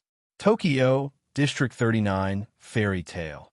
On the way back to his residence, Noah casually greeted the people who lived in Fairy Tale while walking back to his residence, but his mind had already drifted away. After a year of operation, Fairy Tale was no longer limited to providing schools, residences, hospitals, and training facilities for the cursed child. Some of the promoter and initiator who joined the fairy's tale as police officers also lived here. Those who acted as teachers in schools also lived in Fairy Tale. The staff of the hospital and training facilities also lived here, and they were not people who discriminated against the cursed child. Some of them also did some part-time business here. Therefore, Fairy Tale could be considered a small city that could be self-sufficient, even if the scale could not be considered a city at all, only the size of a small town. Walking on the road, Noah suddenly saw the figure of Elysium on the street TV, which made him stop. It seemed to be a video of a news program. On the TV, Elysium's expression was very serious, and she firmly said that in respect to the basic human rights of the cursed child, she would propose a bill again. That was the new law on primitive animals that was now a hot topic in the entire Tokyo area. It was also the root cause of Stage V of the Zodiac. This time, Scorpio came to the Tokyo area. To be honest, Noah actually had a good impression of Elysium. Noah, who was very concerned about the cursed child, knew that in fact the cursed child all over the world did not have a good life. Not to mention foreign countries, even the cursed child in the 5 regions of their own country was like a rat crossing the street, hated by everyone. Among the 5 regions, the cursed child in the Tokyo area had the best experience. This was because the Emperor of Tokyo was not a person who discriminated against the cursed children. He even proposed a basic bill of rights for the cursed children. Just like the rumors said, he was as kind as a symbol of peace. Therefore, the children in Tokyo were the ones who lived the best lives of the cursed children. But even so, the cursed child in Tokyo did not have a good life. Noah had heard that in the past, the cursed children would usually be secretly sent to the river as soon as they were born, and their mothers would throw them into the water to drown them before they could even open their eyes. It was just that cruel. Therefore, Noah sincerely hoped that the Holy Sun's new law on primitive animals would pass. But now, it seemed that it would not be easy to achieve. Of course, if the new law on primitive animals was not passed, the fairy's tale would always be the home of the cursed child. Therefore, to Noah, it would be best if a new law on primitive animals could be passed. If not, he would only feel that it was a pity and would not be affected. In the past, Noah thought so. Now, looking at the incomparably holy and serious Holy Sun on TV, who could respond to the media's sharp questions without changing her expression, Noah almost couldn't equate her with the Holy Sun who just showed a cowardly side in the holy house. It's not easy for her. After that, Noah slowly clenched his hand, and a cold light flashed in his eyes. Sure enough, if I don't defeat you, the children can't be happy. With that said, Noah's thoughts began to become active. While thinking about all kinds of things, he walked in the direction of his residence. Pushing the door open, Noah walked directly into his residence. People in this country seem to have the habit of shouting, "I'm back," when they enter their own house. But Noah was not from this country, and he was not even from this world. Naturally, he did not have such a habit. Not to mention, Noah lived alone. Even if he had the same habit, he did not know who to tell. However, in the next moment, Noah heard a voice that surprised him. "Welcome back." Noah was stunned. He looked in front and then rolled his eyes. "Mugung, Rintaro, Yinju, why is it you guys again? You don't want to see me?" Yinju puffed up her cheeks and shouted loudly. "I came to see you right after school. Since you're so free, how about you go home and revise your homework when you're free?" Noah sighed. His eyes were half closed as he looked at Mugung and Rintaro. "What about you guys? Why are you guys here? Well, Rintaro scratched his head. We just came to find Yanju. When we saw Yanju come over, we followed her. It's not just us. Mugung smiled and pulled someone out from behind him. When I was outside your house, I saw this child staring at the door, so I brought her in. Noah was stunned and surprised, standing in front of Mugung and having his hand on her shoulder, as if he was introducing her with a little girl who was emitting a cold aura. She did not have much expression on her face and appeared to be unusually calm. You are? Noah asked uncertainly when he found the other party's image in his memory. You're the initiator called Xia. My name is Qinsho Xia. The girl called Xia politely bowed to Noah. Her eyes and face were filled with a sense of intelligence that ordinary children would never have. We've met once before in the Ministry of Defense. The little girl with inexplicable intellectual nature in front of him was the initiator, the partner of the local ruffian named Admiral, who was previously taught a lesson by Noah in the Ministry of Defense. I want to thank you. Xiaoshir's calm eyes were fixed on Noah. Thank you for taking me in. Hearing this, Noah more or less understood why Xiaoshir was here. Not long ago, many policemen who went to unexplored areas to chase after Li Qingyin were killed by Li Qingyin. Among them, all of the promoters were mercilessly killed by Li Qingyin, but the initiators were used as hostages by Li Qingyin in an attempt to restrain Noah. Supervisor Jiang and Xiaoshir were a pair of partners in the police team. In other words, the arrogant Supervisor Jiang, who wanted to cause trouble for Noah, had already been killed by Li Qingyin. Xiaoshir and the rest of the initiators had become hostages, but they had managed to survive. After that, Noah let these children choose whether to return to the International Initiator Monitoring Organization, ISO, and let the International Initiator Monitoring Organization, ISO, help them find a new promoter or directly join Fairy Tail. In the end, a total of 30 initiators all chose to join Fairy Tail. It seemed that Xiaoshir also chose to join Fairy Tail, which was why she appeared in front of Noah. That's just a small matter. You don't have to take it to heart. Noah stepped forward, squatted down, and looked at the calm little girl in front of him. He reached out his hand and patted her head. How is it? Are you used to living here? Hearing Noah's extremely gentle words and seeing Noah's smiling face, Xiaoshir froze on the spot and did not react. There was only one thought in her mind. He's as gentle as the rumors say.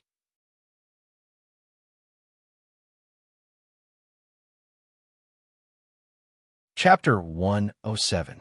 Seeing that not only did Xiaoshir not reply, but he was also staring at him in a daze, Noah, who had encountered the same situation with the other children more than once, stroked Xiaoshir's head even more gently. His expression also became gentler. What's wrong? No, nothing. Xiaoshir finally reacted. She looked a little unnatural, but she didn't break free from Noah's hand. It's just that I've never been treated like this before. Then you'll have to get used to it quickly. Noah gently hugged Xiaoshir's small body and whispered in her ear. Because here, you'll be able to enjoy all the gentleness that you've lost before. You can't always be so surprised. Xiaoshir was slightly absent-minded. She felt the warmth of Noah's embrace, and she almost became sentimental. Thus, Xiaoshir began to murmur.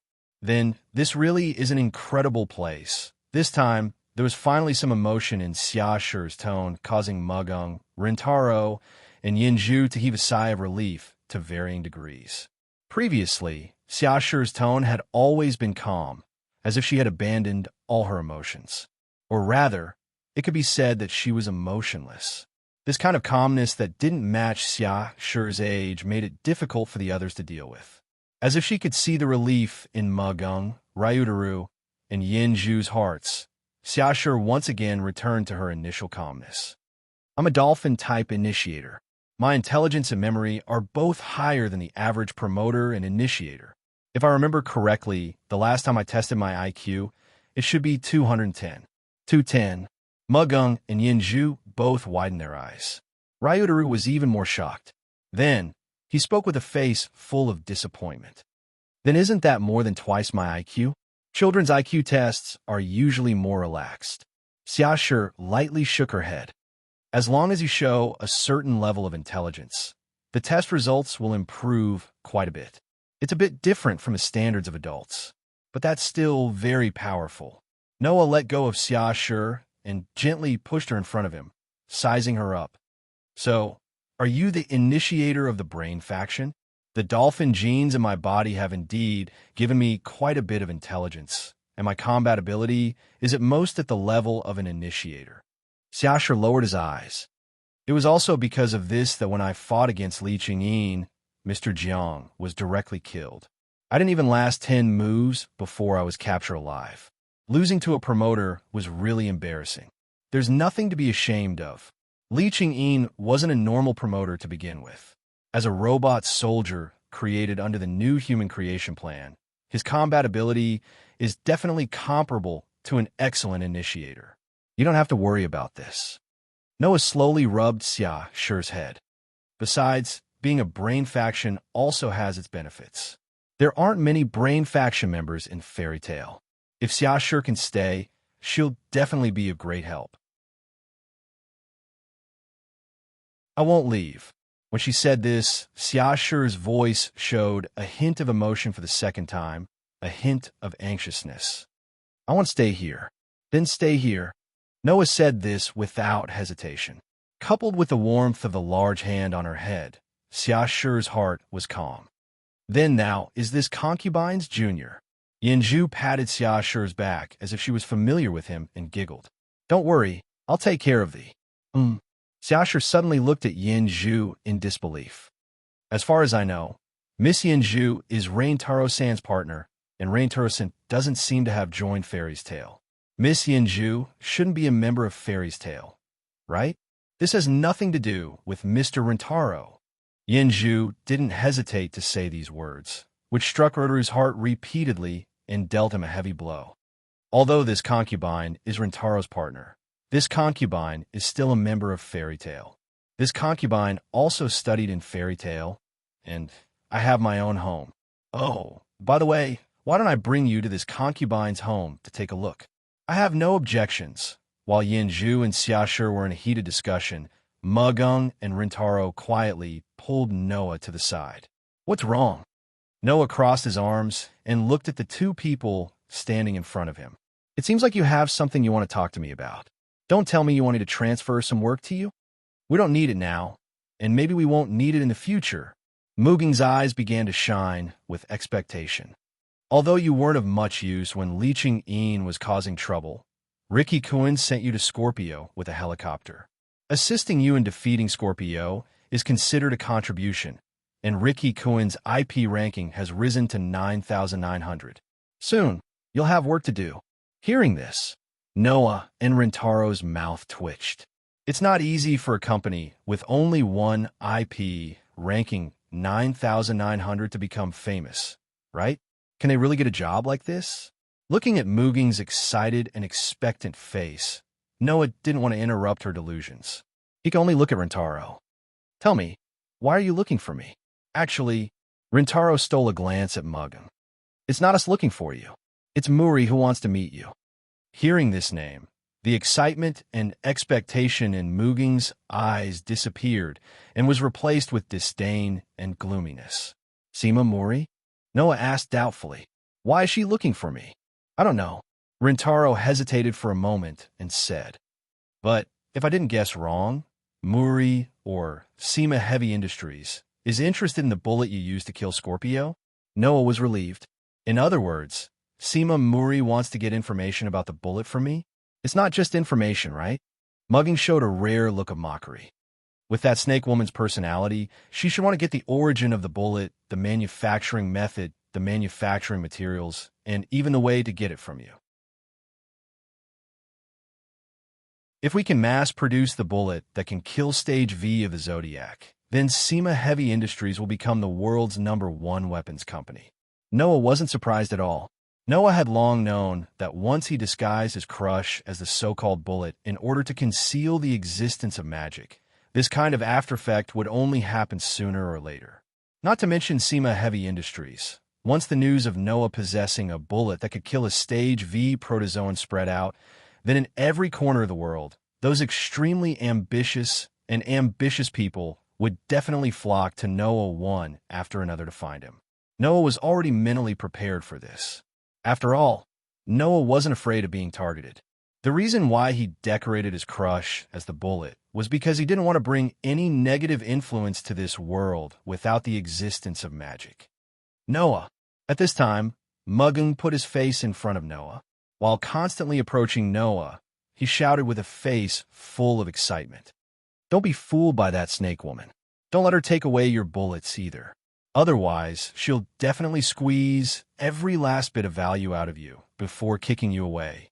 Facing such an excited Mugung, Noah could only stiffly retreat. In his heart, he didn't know whether to laugh or cry. What the hell is going on?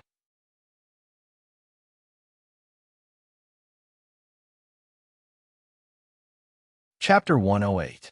Shao.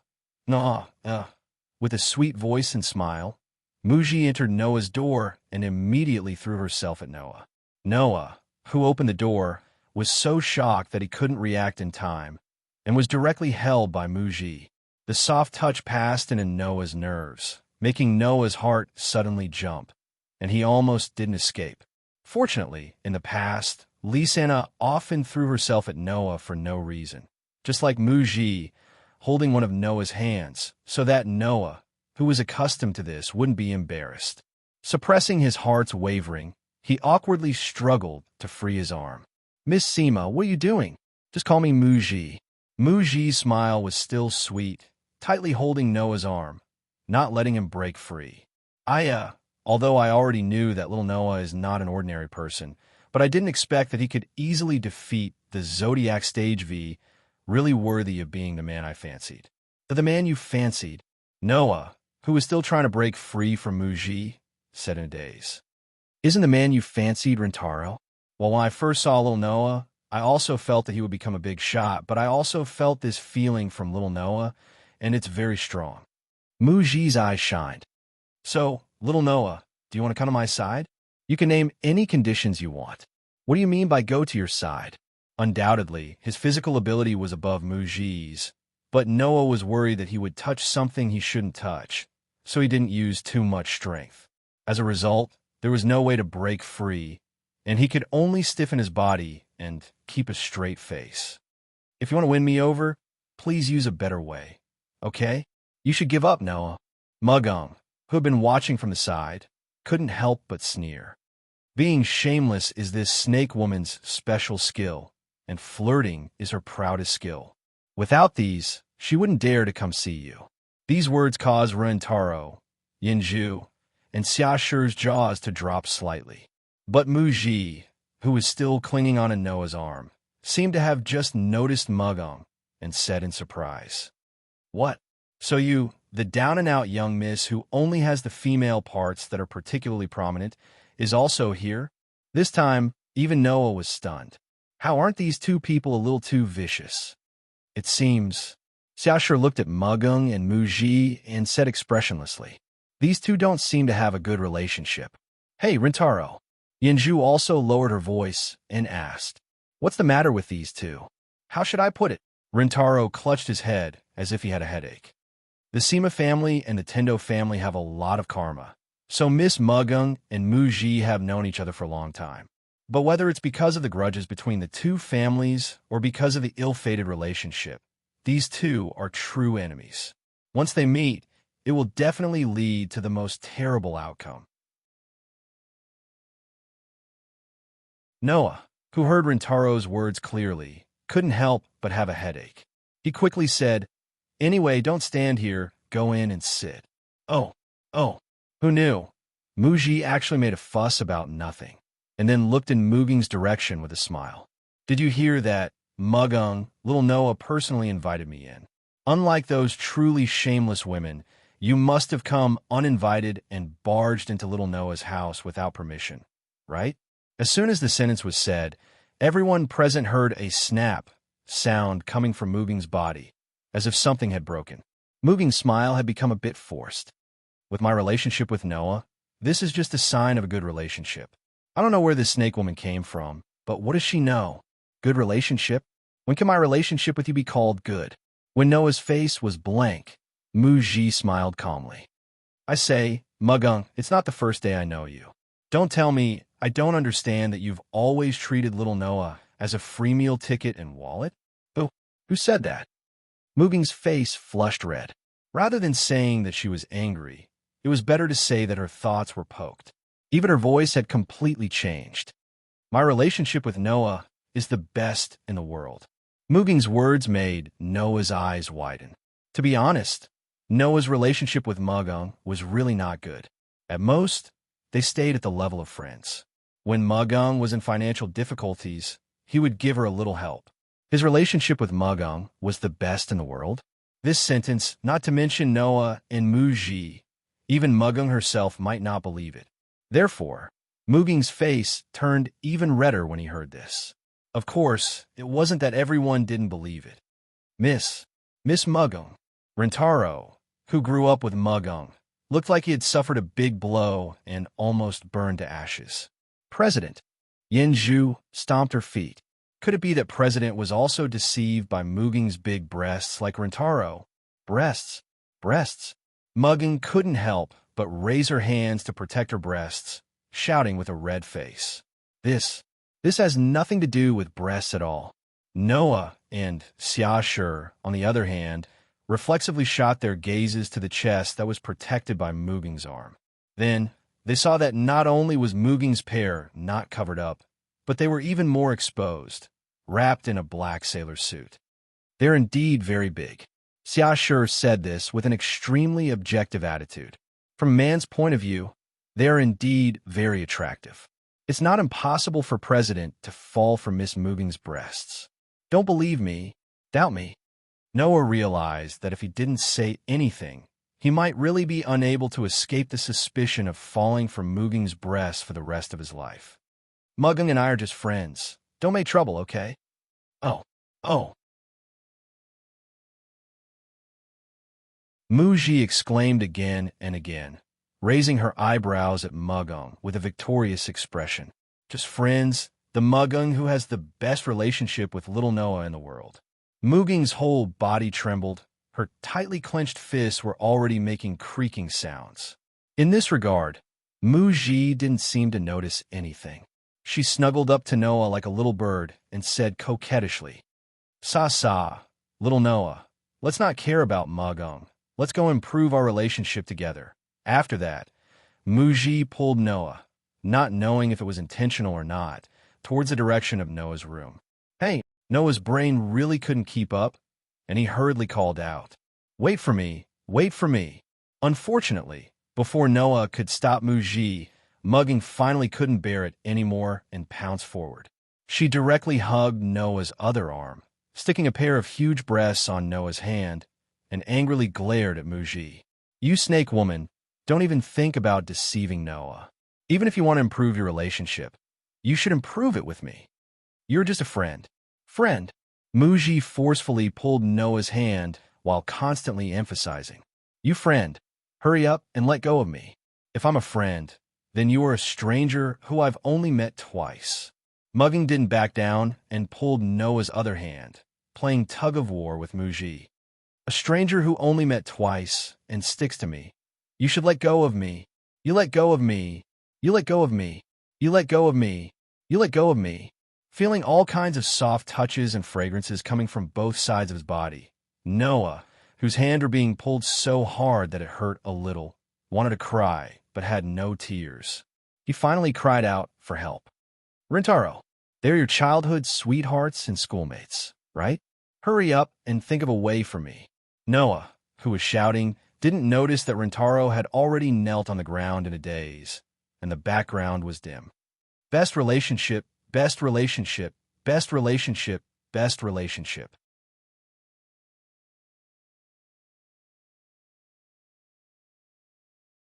Chapter 109. An extremely oppressive silence pervaded the not-so-spacious hall. Across the table, Mugung, who was sitting on the sofa, crossed his arms unhappily and turned his face to the other side, as if he didn't want to see anything dirty. Most of the depression in the hall came from Mugung. Compared to Mugung, Muri, who was sitting opposite Mugung, had a smile on her face. She seemed to be in a very good mood, drinking tea elegantly while laughing. This was also the reason why Magung was unhappy and indirectly caused the atmosphere to be oppressive. Ryuru was sitting diagonally opposite Magung and Muri. As if he had inexplicably, he recovered from the blow and realized that the second wave of the war could start at any time. So he was very nervous. So, sitting diagonally opposite Noah, who was sitting diagonally opposite Magung and Muri, kept sighing and lamenting his bad luck in his heart. Why did such a thing happen to him? Is this the Shura field mentioned in the book? But just like what was said before, Magung was just an ordinary friend that he had a little contact with. Although Muri was not a stranger, just like what Magung said, including this time, the two had only met twice. How could the Shura field situation happen in such a situation? So Noah thought, just like what Ryudara said, Magung and Muri were complete enemies, and if they met together, it would cause a very serious matter. In the end, Noah was just a bystander who was implicated because he happened to encounter this terrible thing. Regarding this point, Xia Shi, who had an IQ of more than 210, seemed to have guessed it, so he didn't continue to stay and watch the show and ran away with Yanzhu. If possible, Noah also wanted to learn from Xia Shi and Yanzhu and directly run away without a trace. But before that, the things that should be said still need to be said clearly. Muri-san. At that moment, Noah turned his head and looked at Muri, taking the lead to break the silence.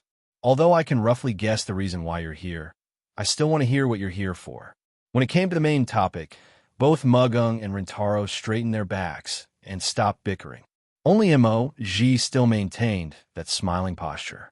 She held a fan that seemed to be made of iron and tapped it on her cheek. Ma, little Noah, don't be so serious. I didn't come here to talk about such a serious topic. Do you want to talk about something serious? Noah frowned slightly. Then what do you want to talk about? Little Noah, you are a smart person. Don't you know that besides business, the topic of discussion in Sima Heavy Industries can't be anything else? Mo-ji said calmly. Fairy Tale is not only a shelter for the cursed child, but it is also a place to train the initiator and part-time police. Both the initiator and the promoter need weapons, right? Then you guessed wrong. Noah's furrowed brows relaxed, and he shrugged his shoulders. Although Fairy Tale does have an organization to train initiators, if it's just training, there's no need to use specially made weapons. Normal practice weapons are enough. As for the police in Fairy Tale, they all have their own weapons because, strictly speaking, we're not a police company. Just like the Fairy Tale Magic Guide Guild in Noah's original world, even if the members of the guild were partners in the same organization, the guild would not provide weapons to the members. After all, the guild was different from the companies in this world. The members, employees, will be bound by a contract or salary. If they wanted to work, they only needed to tear off the contract. It was very free. Naturally, if they were free, they wouldn't provide them with weapons or whatnot. Therefore, Moji's statement may be applicable to ordinary police companies, but it doesn't apply to Fairy Tale. Having good weapons is better than not having any, right? Muri's expression did not change. She covered her mouth and smiled, but her eyes were indescribably serious. If Fairy Tale needs any weapons, we can provide all of them to you for free, including those made by humans. For free. Noah, Magung, and Rintaro's hearts moved at the same time. For free. This sounded like a good deal, but how could there be such a good thing in the world? Don't look at how Noah and Rintaro's guns and ammunition were provided for free by Muri. They thought that Sima Heavy Industries was so rich that they didn't care about wealth. If they really did that, Sima Heavy Industries would have gone bankrupt long ago. The reason why Muri could generously provide free equipment to Noah and Rintaro was because Noah and Rintaro were alone. Even if it was provided for free, it wouldn't cost much. Therefore, if he were to provide free equipment to the entire Fairy Tale, the nature of the situation would be completely different. No one present was a real fool. Naturally, it was impossible for them not to understand this point. Their gaze towards Muri also became thought-provoking. Paying so much, what does Sima Heavy Industries want in return? Noah bluntly asked. Miss Muri, You are also a smart person. I don't believe that you don't know that there are some things that I can't compromise on, right? Noah was, of course, referring to the matter of the bullets. That was Noah's way of saying that to cover up his shattering. If Maury came for it, then Noah could only disappoint her. Well, little Noah, it's not that I don't understand what you want to say, but you should know that a weapon that can defeat a stage V gastronomic animal will attract a lot of attention, right? Maury looked straight at Noah. She didn't hide her curiosity and directly asked, I want to ask you where it came from, how it was made, what it was made of, and what it was produced. I just want to know, little Noah, do you still have that kind of bullet? This time, even Mugung and Rintaro couldn't hide their curiosity. Like Maury, they looked straight at Noah. Facing everyone's gaze, Noah closed his eyes. After pondering for a while, he gave such an answer. Yes. Mugung and Rintaro's eyes lit up. Maury also quickly said, How many? How many? Noah opened his eyes and spread out his hands. It's definitely enough to kill all the stage Vs. Kill all the stage Vs? Mugung and Rintaro were shocked. Kill all the stage Vs. Maury's lips trembled. Then she excitedly shouted, Little Noah, marry me. PFFF. Noah and Rintaro directly spat. You snake woman, you really did come here with bad intentions. Mugung stood up and pounced towards Mog with bared fangs and brandished claws. Do you think I'll let you succeed? Maury was shocked. She was pushed down on the sofa by Mugung. The two of them twisted together. Finally chose to make a move. Mugung, today I must cut you. You're just a poor girl who ran away from home and can't even eat her fill. Today, I will defeat you in the hands of Sima Lu. Before that, let me use Tendo Ryu to drain your blood. Although they said so, the two daughters of the famous Tiantong school and Sima Lu did not use their outstanding martial arts skills at all. They just fell on the sofa and wrestled, pulling each other's hair.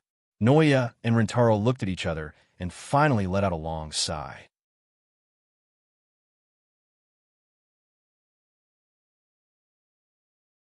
Chapter 110. The slightly cold air filled the fairy's tale. In a vast training ground, Noah stood in the center with his eyes closed, holding the sheathed knight sword in his hand, quietly waiting in place. A cold wind that made one's skin prickle blue from the surroundings. It swept across Noah's body and caused the hem of his coat to flutter in the wind. Kacha! At a certain moment, such a voice echoed around the training ground. Kacha, kacha! As if it had caused a chain reaction, the same sound not only became louder and louder from the surroundings, but it also became more frequent. Taking a closer look, it was the sound of machine guns suddenly popping up from the ground around the training ground, setting up and aiming in front. At least 30 machine guns were set up on the ground, surrounding the entire training ground. All of them were aimed at the center of the training ground, where Noah was. Da-da-da-da. At the next moment, the continuous sounds of machine gun fire turned into a cacophony of noise from all directions. Pa! In the midst of this chaotic sound, there was a very subtle sound that suddenly sounded. That was the sound of Noah's hand on the hilt of the knight, sword in his hand. Clang! Immediately after, dazzling sword gleams accompanied by a sword hum flashed around Noah, who was surrounded by machine gun bullets from all over his body. Dang, dang, dang, dang. Then, the dazzling sword lights collided with the bullets that were coming at them with menacing force. Ding, ding, ding, ding. The sound of bullets frequently falling to the ground also sounded. Moreover, those bullets that fell to the ground were all split in half, with extremely smooth cut marks on the fracture. Just like this, gunshots, sword sounds, crisp collision sounds, and the sound of bullets falling all mixed together, constantly reverberating back and forth in the training ground. Until the machine guns ran out of bullets, all kinds of sounds finally stopped. Another gust of wind blew by, carrying away the smell of gunpowder and smoke that pervaded the training ground. In the middle of the scattered bullets that were completely cut in half, Noah slowly exhaled. The knight's sword in his hand had already returned to the scabbard. It was only then that Noah opened his eyes and looked around. Looking at the ground that was completely cut in half and scattered with bullets, he nodded. 1 hour of sword training complete. Fairy Tale was officially on the right track. The situations that required Noah to personally appear were a lot less, leaving Noah with a lot of free time. Without the slightest neglect, Noah naturally used his leisure time to train. The most important thing was the training of magic and sword skills. In terms of combat skills, Noah was already proficient enough, and even in the year that he lived in this world, he had absorbed the world's fighting, boxing, aikido, judo, kendo, martial arts, spear skills, and other aspects of the world. He had even absorbed the military combat skills, so there was no need for him to specially train. Because his physical ability was strengthened by the protozoan virus every month, there was no need for Noah to spend time specially training. Moreover, the current Noah's physical ability was definitely not worse than the cursed child, so using the method of training to strengthen his physical ability was not very effective. In fact, Noah found that the strengthening of the protozoan virus had gradually begun to lose its effect. This proved that Noah's physical ability had been strengthened to a shocking extent, and even the protozoan virus that could transform any creature into a monster could no longer be strengthened, reaching its limit. Therefore, now, Noah basically only maintained training in sword skills and magic. The training in other aspects had already reached its limit, and there was no need to continue. Compared to other aspects, magic was endless. As long as Noah continued to train his magic, not only could he become more familiar with the use of magic, but he could also improve the level of magic and increase his strength in all aspects. As for sword skills, that was the skill that Noah was most familiar with. By training his sword skills, Noah could keep his body in the best condition and not let his combat skills, physical ability, and other aspects deteriorate because of lack of training. In other words, now, Noah trained his magic to improve his strength and trained his sword skills to maintain his best condition and not let himself deteriorate. This was the so-called go from complicated to simple. In the future, Noah only needed to train in magic and sword skills. In other aspects, it was enough to not deteriorate through training his sword skills. After all, without special circumstances, such as being strengthened by something like the protozoan virus, it would be difficult for Noah's other abilities to improve greatly. Then, next up is an hour of magic training. Talking to himself, Noah had just put the knight's sword into his usual cloth bag when his phone rang. Noah frowned. In this period of time, whenever Noah's phone rang, it was most likely not a good thing. Because of the bullet that killed the Scorpio, a lot of trouble began to follow one after another. For example, there were ambitious people from other regions who wanted to obtain the bullet from Noah, attempting to use it for their own hegemony. For example, there were people with ulterior motives who wanted to obtain the bullet from Noah, using it as a deterrent to strengthen their own position. There were also people who wanted to use the bullet for revenge, business, trade, and so on. Thus, one after another, they found trouble with Noah, making Noah very annoyed. I really hope they don't come for the bullet again. Even if they do, please let these people use assassination and kidnapping methods, letting me deal with them quickly. Saying such a sentence, Noah picked up the phone.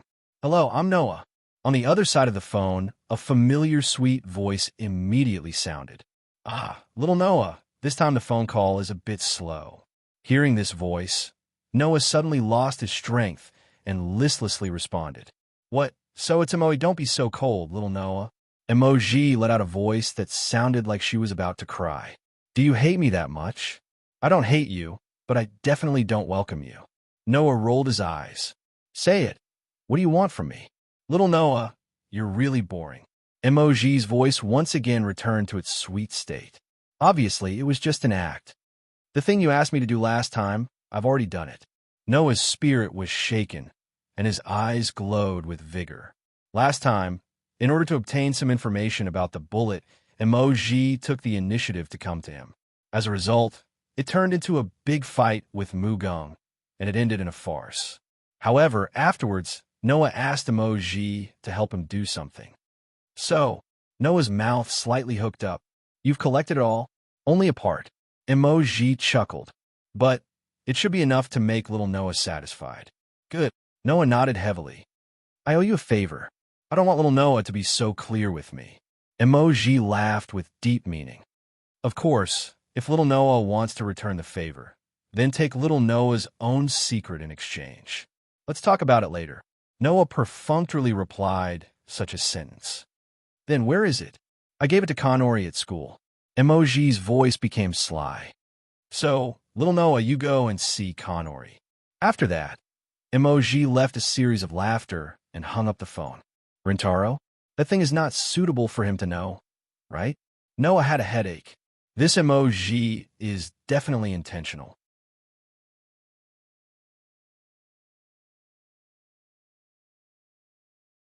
Chapter 111. Dee Dash.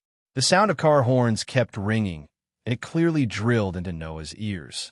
For Noah, this kind of sound has already become a common occurrence in the past year, and he could hear it every day. However, even so, Noah still felt uncomfortable with this kind of noise in this world. Compared to these sharp noises, the noisy sounds in the past fairy tale were like the sounds of nature. At least, it was so for Noah. While his mind was thinking about this, Noah raised his head, looked up, and looked at the building in front of him. It was a building called Happy Building. The signs hanging outside the building starting from the first floor were Sperjbeat Matchery, Tiantong Civilian Police Company, and Light Wind Financial. In this year, Noah has already learned from a lot of books. With his extraordinary understanding and memory, he successfully mastered almost all the languages in this world. Therefore, Noah could easily distinguish that Sperjbeat was German, meaning forbidden area, and Matchery was French, meaning my lover. Tiantong Civilian Police Company was completely Chinese, and he believed that anyone could know what this place was from the sign. As for Light Wind Financial, at first glance, it seemed to be a financial company, but Noah, who was not unfamiliar with Magino and Rintaro, knew that this was just a place for loan sharks. The first and second floors, if Noah remembered correctly, seemed to be a gay bar and a nightclub. It's really a place that makes people speechless. Leaving the sentence, Noah didn't know whether it was a comment or a complaint and walked into the building. It was early in the morning, and it was only about 2 hours before dawn. The Sperjbeat on the first floor was a bar across the street. It seemed that it was not open yet, so the lights were not turned on, and there was no smell of people. The Matchery on the second floor was a type of shop, and it was much more obvious than the bar on the first floor. The shop was filled with pink wallpaper and glass balls that even romantic people would feel nauseous. It was also not open yet, so there was no smell of people. Therefore, Noah deliberately lowered his footsteps, walked up to the third floor, and gently pushed open the simple door with the sign Tiantong Civilian Police Company. Entering someone's territory without knocking was undoubtedly a very rude thing to do. This kind of common sense, in Noah's original world, was something that everyone knew. Noah was not as careless as Naz and Gray. When entering someone's house, he would definitely knock first. However, perhaps it was because Noah wanted to take revenge on Magung and Rintaro for coming uninvited in the past. But this time, he did not knock on the door. He directly pushed the door open and entered. Therefore, what happened next was a rare experience in Noah's legendary life where he regretted his actions. The moment Noah opened the door, inside, a voice full of doubt and confusion let out a bewildered sound and turned around to meet Noah's eyes. Then, the owner of the voice, whether it was his expression or his body, was completely frozen. At this time, Noah already suspected that what he saw was not real. He rubbed his eyes, and when he confirmed that everything in front of him was real, his expression gradually froze. What appeared in front of Noah was an ordinary yet extraordinary scene. Ordinary referred to the layout of the door. A few cheap desks and chairs, surrounded by a few bookshelves and screens, made up the small office in front of him. What was extraordinary was not the scene in the office, but the scene where the owner of the office was currently working. Even standing in Noah's position, he could clearly see it. The owner of the office in front of him was standing in front of a desk in the innermost part of the office. A black sailor suit was casually thrown on the desk. That was the clothes that the owner of the office usually wore. The owner of the office who threw the clothes on the desk stood there stiffly. The expression on his face was the kind of shock and disbelief that had happened because of something unexpected. Because of this, the owner of the office did not react for a while. Facing Noah's body, it was the kind of white that made people squint their eyes involuntarily. To put it simply, that body was completely naked. Therefore, Noah completely saw the delicate body that was sexy, full, white, charming, and infinitely tempting. His gaze also looked at the other party's curvaceous body. An indescribable silence fell in this small office. Noah and Mugung looked at each other from a distance. Their expressions were also stiff, and their eyes were also full of disbelief. This lasted for nearly a minute, and no one reacted from this state. It was not until a minute later that Mugung maintained a state of facing Noah. There was no cover on her body at all, and her beauty was completely displayed. Her face quickly turned red at a speed visible to the naked eye, and it was the kind of extreme red, and her mouth slowly opened. Noah, who witnessed all of this, finally reacted. At the same time, he also expected the screams that would resound throughout the building. With the grief and indignation of being surrounded at any time and being accused of a crime that would be difficult to wash away for the rest of his life, he stepped back step by step. Just when Mugung was about to scream and Noah was about to close the door to block this beautiful scene in front of him, such a voice came from the stairs next to him. Seriously, that Yin Zhu is clearly my partner, but she stays in fairy tale all day. She's not willing to come out even when I call her. She said something about waiting until she has a job. Can't she come here for a while if she doesn't have a job? The familiar voice caused Noah, who was retreating, to stumble and almost fall. Mugung's face was flushed red, and the scream that was about to ring out was stopped in its tracks. If Rintaro saw this scene, not to mention what kind of misunderstanding it would cause, Mugung's seductive mature body would welcome the appreciation of the second man in her life. Under such circumstances, even Noah, who usually had the best control of his emotions, couldn't help but subconsciously began to look for an escape route. On the contrary, Mugung rushed in front of Noah. When Noah's eyes widened because of the beautiful body that was constantly enlarging in front of his eyes, she grabbed Noah's hand, dragged him into the office, and slammed the door. "I'm back." With this voice, Rintaro lazily pushed open the door of the Tintong Civil Guard Company office and walked in. Mugung-san, Rintaro glanced around and didn't find anyone, so he couldn't help but scratch his hair. "Not here. It's strange that you're not in the office at this time." After saying that, Rintaro complained as he walked towards the water dispenser. "Yinju, who can't stay idle, isn't here. Mugung-san, who needs to work the most, isn't here, but I, who is usually the laziest guy, came to the office. What kind of strange day is today?" Rintaro said this sentence, filled his cup with water, took a sip, and sighed. "Should I suggest Mugung-san to prepare tea? After all, this is a company, right? They have to entertain guests, right?" Rintaro muttered to himself and walked in the direction of the water dispenser. Rintaro didn't notice at all. Outside the door, there were two extremely weak breathing.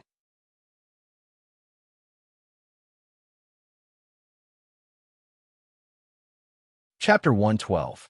Through the gap in the wardrobe, Noah saw Ryutaru sitting outside, lazily drinking water. Ryutaru was really not a hard-working person. Therefore, after hiding in the wardrobe, Noah kept praying that Ryutaru would quickly leave this place so that he could resolve this situation that could cause his heart to explode at any time. However, Noah had a hunch that it wouldn't be easy to get Ryutaru to leave this place when he saw the way he was sipping his tea the whole time. Noah could not help but curse his fate, and his body could not help but tense up.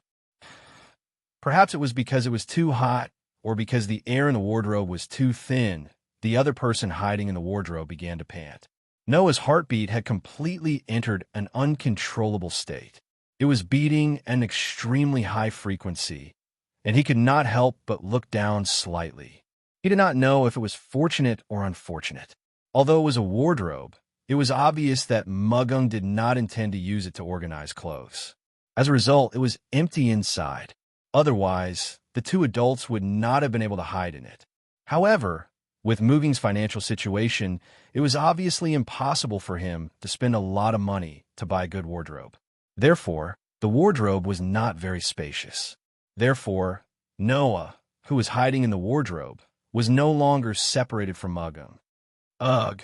Under the pressure of the limited space, Muging's body was completely squeezed onto Noah's body, causing Noah to be extremely excited. As they were dragged in by Mugung in a hurry, the two of them did not even have time to adjust their postures before they were squeezed together. In addition to the limited space, not to mention leaving a small gap, they could feel each other's body temperature and touch even when they were not moving. This was also the reason why Noah's heartbeat was completely out of control. It was only now that Noah and Mugung realized the state of the two of them. Mugung's entire body was pressed against Noah's, and his hands were also raised high above his head, pressing against the top of the wardrobe. If it weren't for the fact that the two of them were completely pressed together, Noah only needed to move his gaze down slightly to see Mugung's entire body. But Noah's condition was not good. His left hand was on the other side of the wardrobe, but because of Muging's presence, it was pressed down tightly, and it was pressed down by Muging's buttocks. His right hand was originally blocking in front of him, but because of Mugung's pressure, it had now sunk into an indescribable softness. If he wasn't mistaken, it should be the feeling of Mugung's full breasts. In other words, not only was Muging's entire body squeezed into Noah's arms, but Noah's hand was still holding on to Muging's softness, and his other hand was pressed down by Muging's buttocks. If the wardrobe was removed, it would look like Noah was touching Mugung all over. Realizing this, Noah not only tightened his body, but his mind was also in a mess. With a swoosh, sweat flowed down his face. Ha! Ha! Muging's pretty face was flushed red.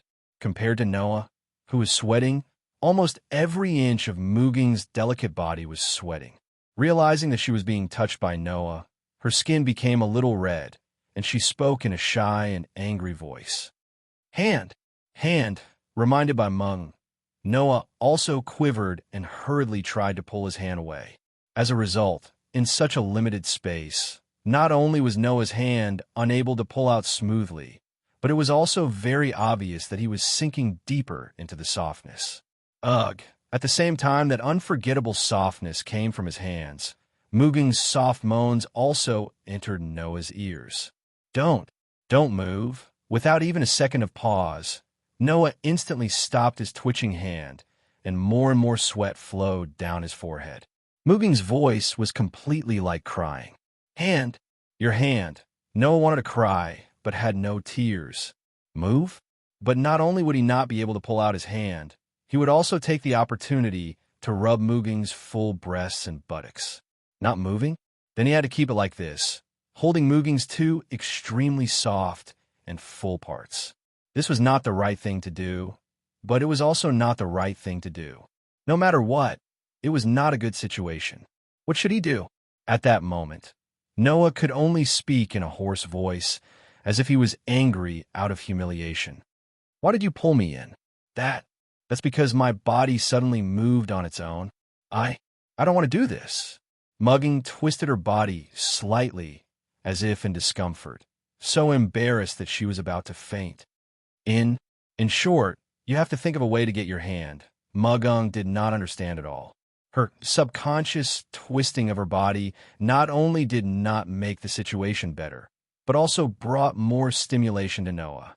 Noah could only raise his head, trying his best not to notice the soft touch from Muging's chest and hands when she was twisting her body, and tried to use words to divert his attention. Can you please stop moving around? What can I do if I don't move?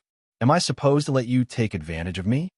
Aren't you also letting me take advantage of you by moving around like this? Then hurry up and think of a way. Aren't you a man?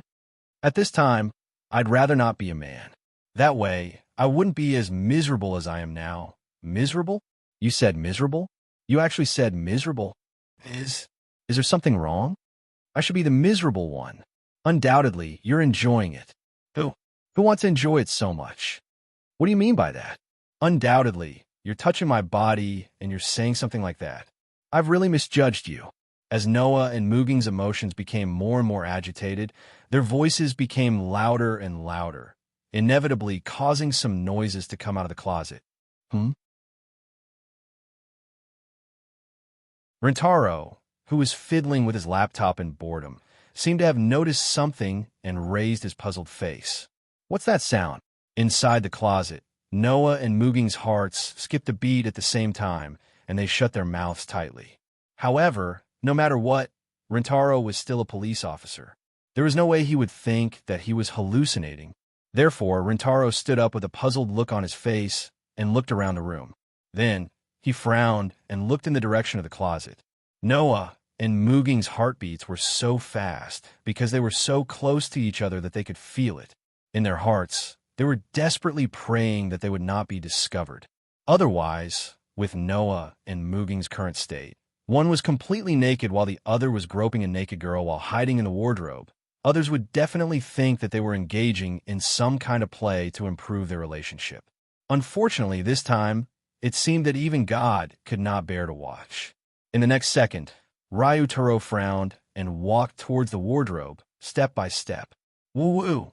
Mugung let out a few whimpers, as if she had chosen to give up. It was as if she did not want another man to see her important body parts. She squeezed her entire body into Noah's arms and closed her eyes. Noah also sensed Muging's thoughts. He sighed in his heart and adjusted his body slightly to block Muging's naked body. In this state, even if Rintaro opened the closet, Muging's body would not be seen. When Mugung realized this, she had a strange feeling about Noah's actions. This man seemed to be gentler than she had imagined. Under such circumstances, both of them were mentally prepared for the closet to be opened. At this moment, bang! On the street outside, a loud crash suddenly sounded and gave Rintaro a fright. What happened? Rintaro was stunned. He quickly ran to the window and looked outside. In the closet, Noah's heart skipped a beat. This was a good opportunity. Pah! In the almost inaudible sound, Noah hugged Mugung and opened the closet as fast as he could. In a flash, he grabbed the clothes that Mugung had thrown on the desk and turned into a blur as he rushed out of the office.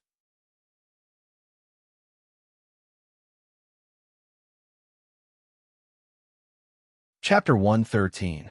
Katja, who was looking out the window, heard the door open. He turned around and looked at the door. Mugung, who was dressed in a black sailor suit, walked in, causing Ryutaru to feel somewhat puzzled. Ryutaru wasn't sure if it was just his imagination. He felt that not only was Muging's face a little red, but her breathing was also a little rapid. Her breasts under the black sailor suit were unnaturally bouncing up and down. Mugen-san, Ryutaru asked in confusion. What's wrong with you? What do you mean what's wrong? Mugung put on a fake smile and looked away guiltily. What are you doing, Rikyo-kun? Me? Ryutaru scratched his head and suppressed his confusion. Mugen-san, didn't you hear a loud noise? It sounded like a car accident down there, didn't it? After saying that, a look of doubt appeared on Ryutaru's face again. Mugen-san, didn't you just arrive? Didn't you notice? This. Mugung stuttered, making Ryutaru even more suspicious. An unpleasant feeling rose in his heart. He had a feeling that Mugen-san was hiding something from him today. At this time, a slightly helpless voice came from behind Mugung. I said, if you want to talk, let's talk inside. Don't block the door, okay? Mugung jumped in fright when she heard this voice. She retreated to the side in an extremely exaggerated manner. Ryutaru was also surprised. Noah, Ryutaru, what are you doing? Compared to Mugung, who was acting strangely, Noah acted as if nothing had happened.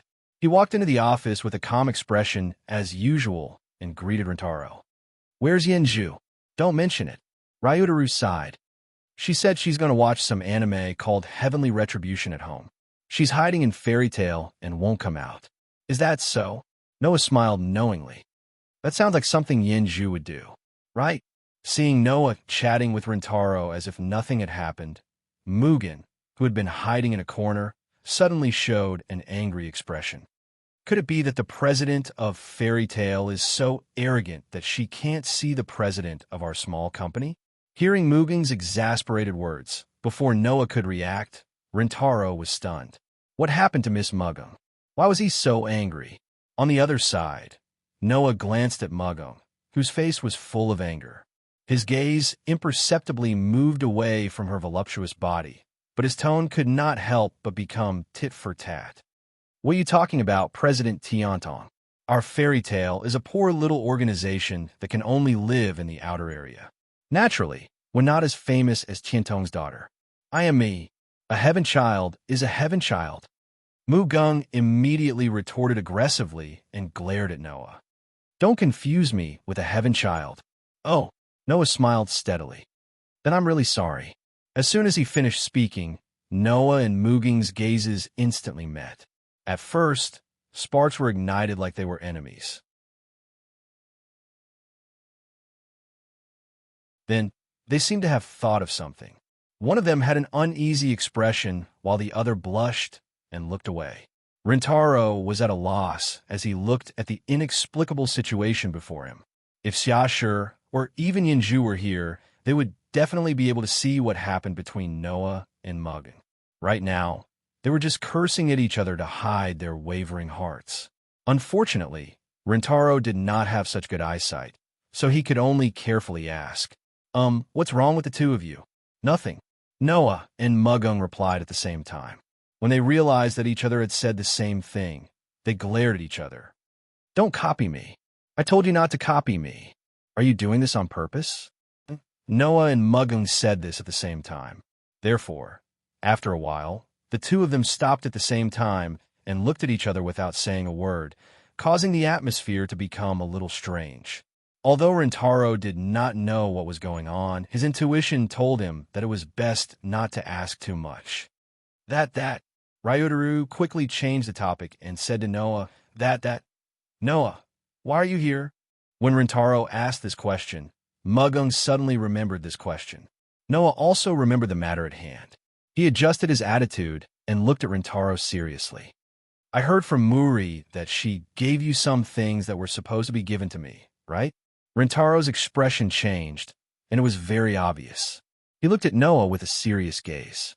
Mugung frowned when he noticed the change in the atmosphere and looked at Rintaro. Rikum-kun, what's wrong? Rintaro did not reply. Instead, after a moment of silence, he took out a stack of documents from the inside pocket of his uniform. Seeing that, Noah also walked forward and extended his hand, wanting to take the document from Ryutaru's hand. However, Ryutaru dodged his hand. Why do you want this? Rintaro stared at Noah and raised his hand that was holding the documents. I apologize first. I've already read the contents inside, so I hope you can answer me directly. Noah did not answer immediately. Instead, he secretly sighed in his heart. Did it really become like this? Rikum-kun. Mugung seemed to have realized that the documents in Rintaro's hand were not ordinary. She did not care about what had just happened with Noah and approached. What is that? Mugung said. For a moment, there was a hint of struggle in Rintaro's eyes. However, he gave up an end and responded word by word. Here are all the evidence of those in the Celestial Child clan who have positions in the officialdom and committed crimes such as embezzlement and corruption. Tintong. Muging's pupils slowly shrank to the limit and then began to dilate again. Her hands trembled as she slowly reached for the documents in Rintaro's hand. Rintaro seemed to have expected this from Mugung. Just as he was about to withdraw his hand was empty. All the documents were taken by Noah. Give it to me. Before Rintaro could say anything, Mugung excitedly said to Noah and pounced on him. Give it to me. Noah took a step back and avoided Muging's pouncing figure. He looked at Mugung, his eyes filled with confusion at Muging's overreaction. What do you want this for? What about you? Mugung also noticed that her behavior was a little overboard. She adjusted her breathing and asked in a low voice, What do you want this for? Originally, Noah expected to be asked this question when he knew that these documents were handed over to Rintaro by Emoji. However, he did not intend to answer. However, seeing Muging's current state, Noah pondered for a moment before speaking. If I say that when necessary, I will use these as the last force to topple the Tenton clan, what will you do? Suddenly, there was a dead silence. Topple the Tenton clan, Rintaro murmured. As expected, topple the Tenton clan, Mugging also murmured in a low voice. A look of hesitation flashed across her eyes, but quickly turned into determination. No, rather than determination, it was more like a sinister darkness. I could do it too. Mugging took a step forward and stared at Noah. Her voice was so low that it seemed to come from the abyss. I can also be a force for you to topple the Tenton clan. As soon as the sentence came out, Rintaro's expression froze, and he did not react. Noah furrowed his brows tightly. He looked at Mugging, who was completely different from usual. It was as if even his aura had turned dark. He was at a loss for words. After a while, Noah took a deep look at Mugging, turned around, and walked out of the door, leaving only this sentence. We'll see.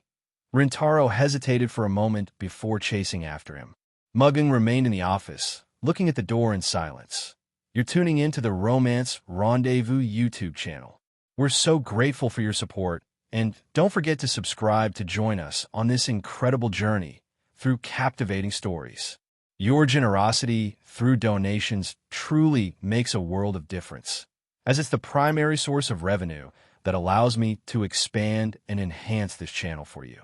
Thank you from the bottom of my heart for being a part of this adventure.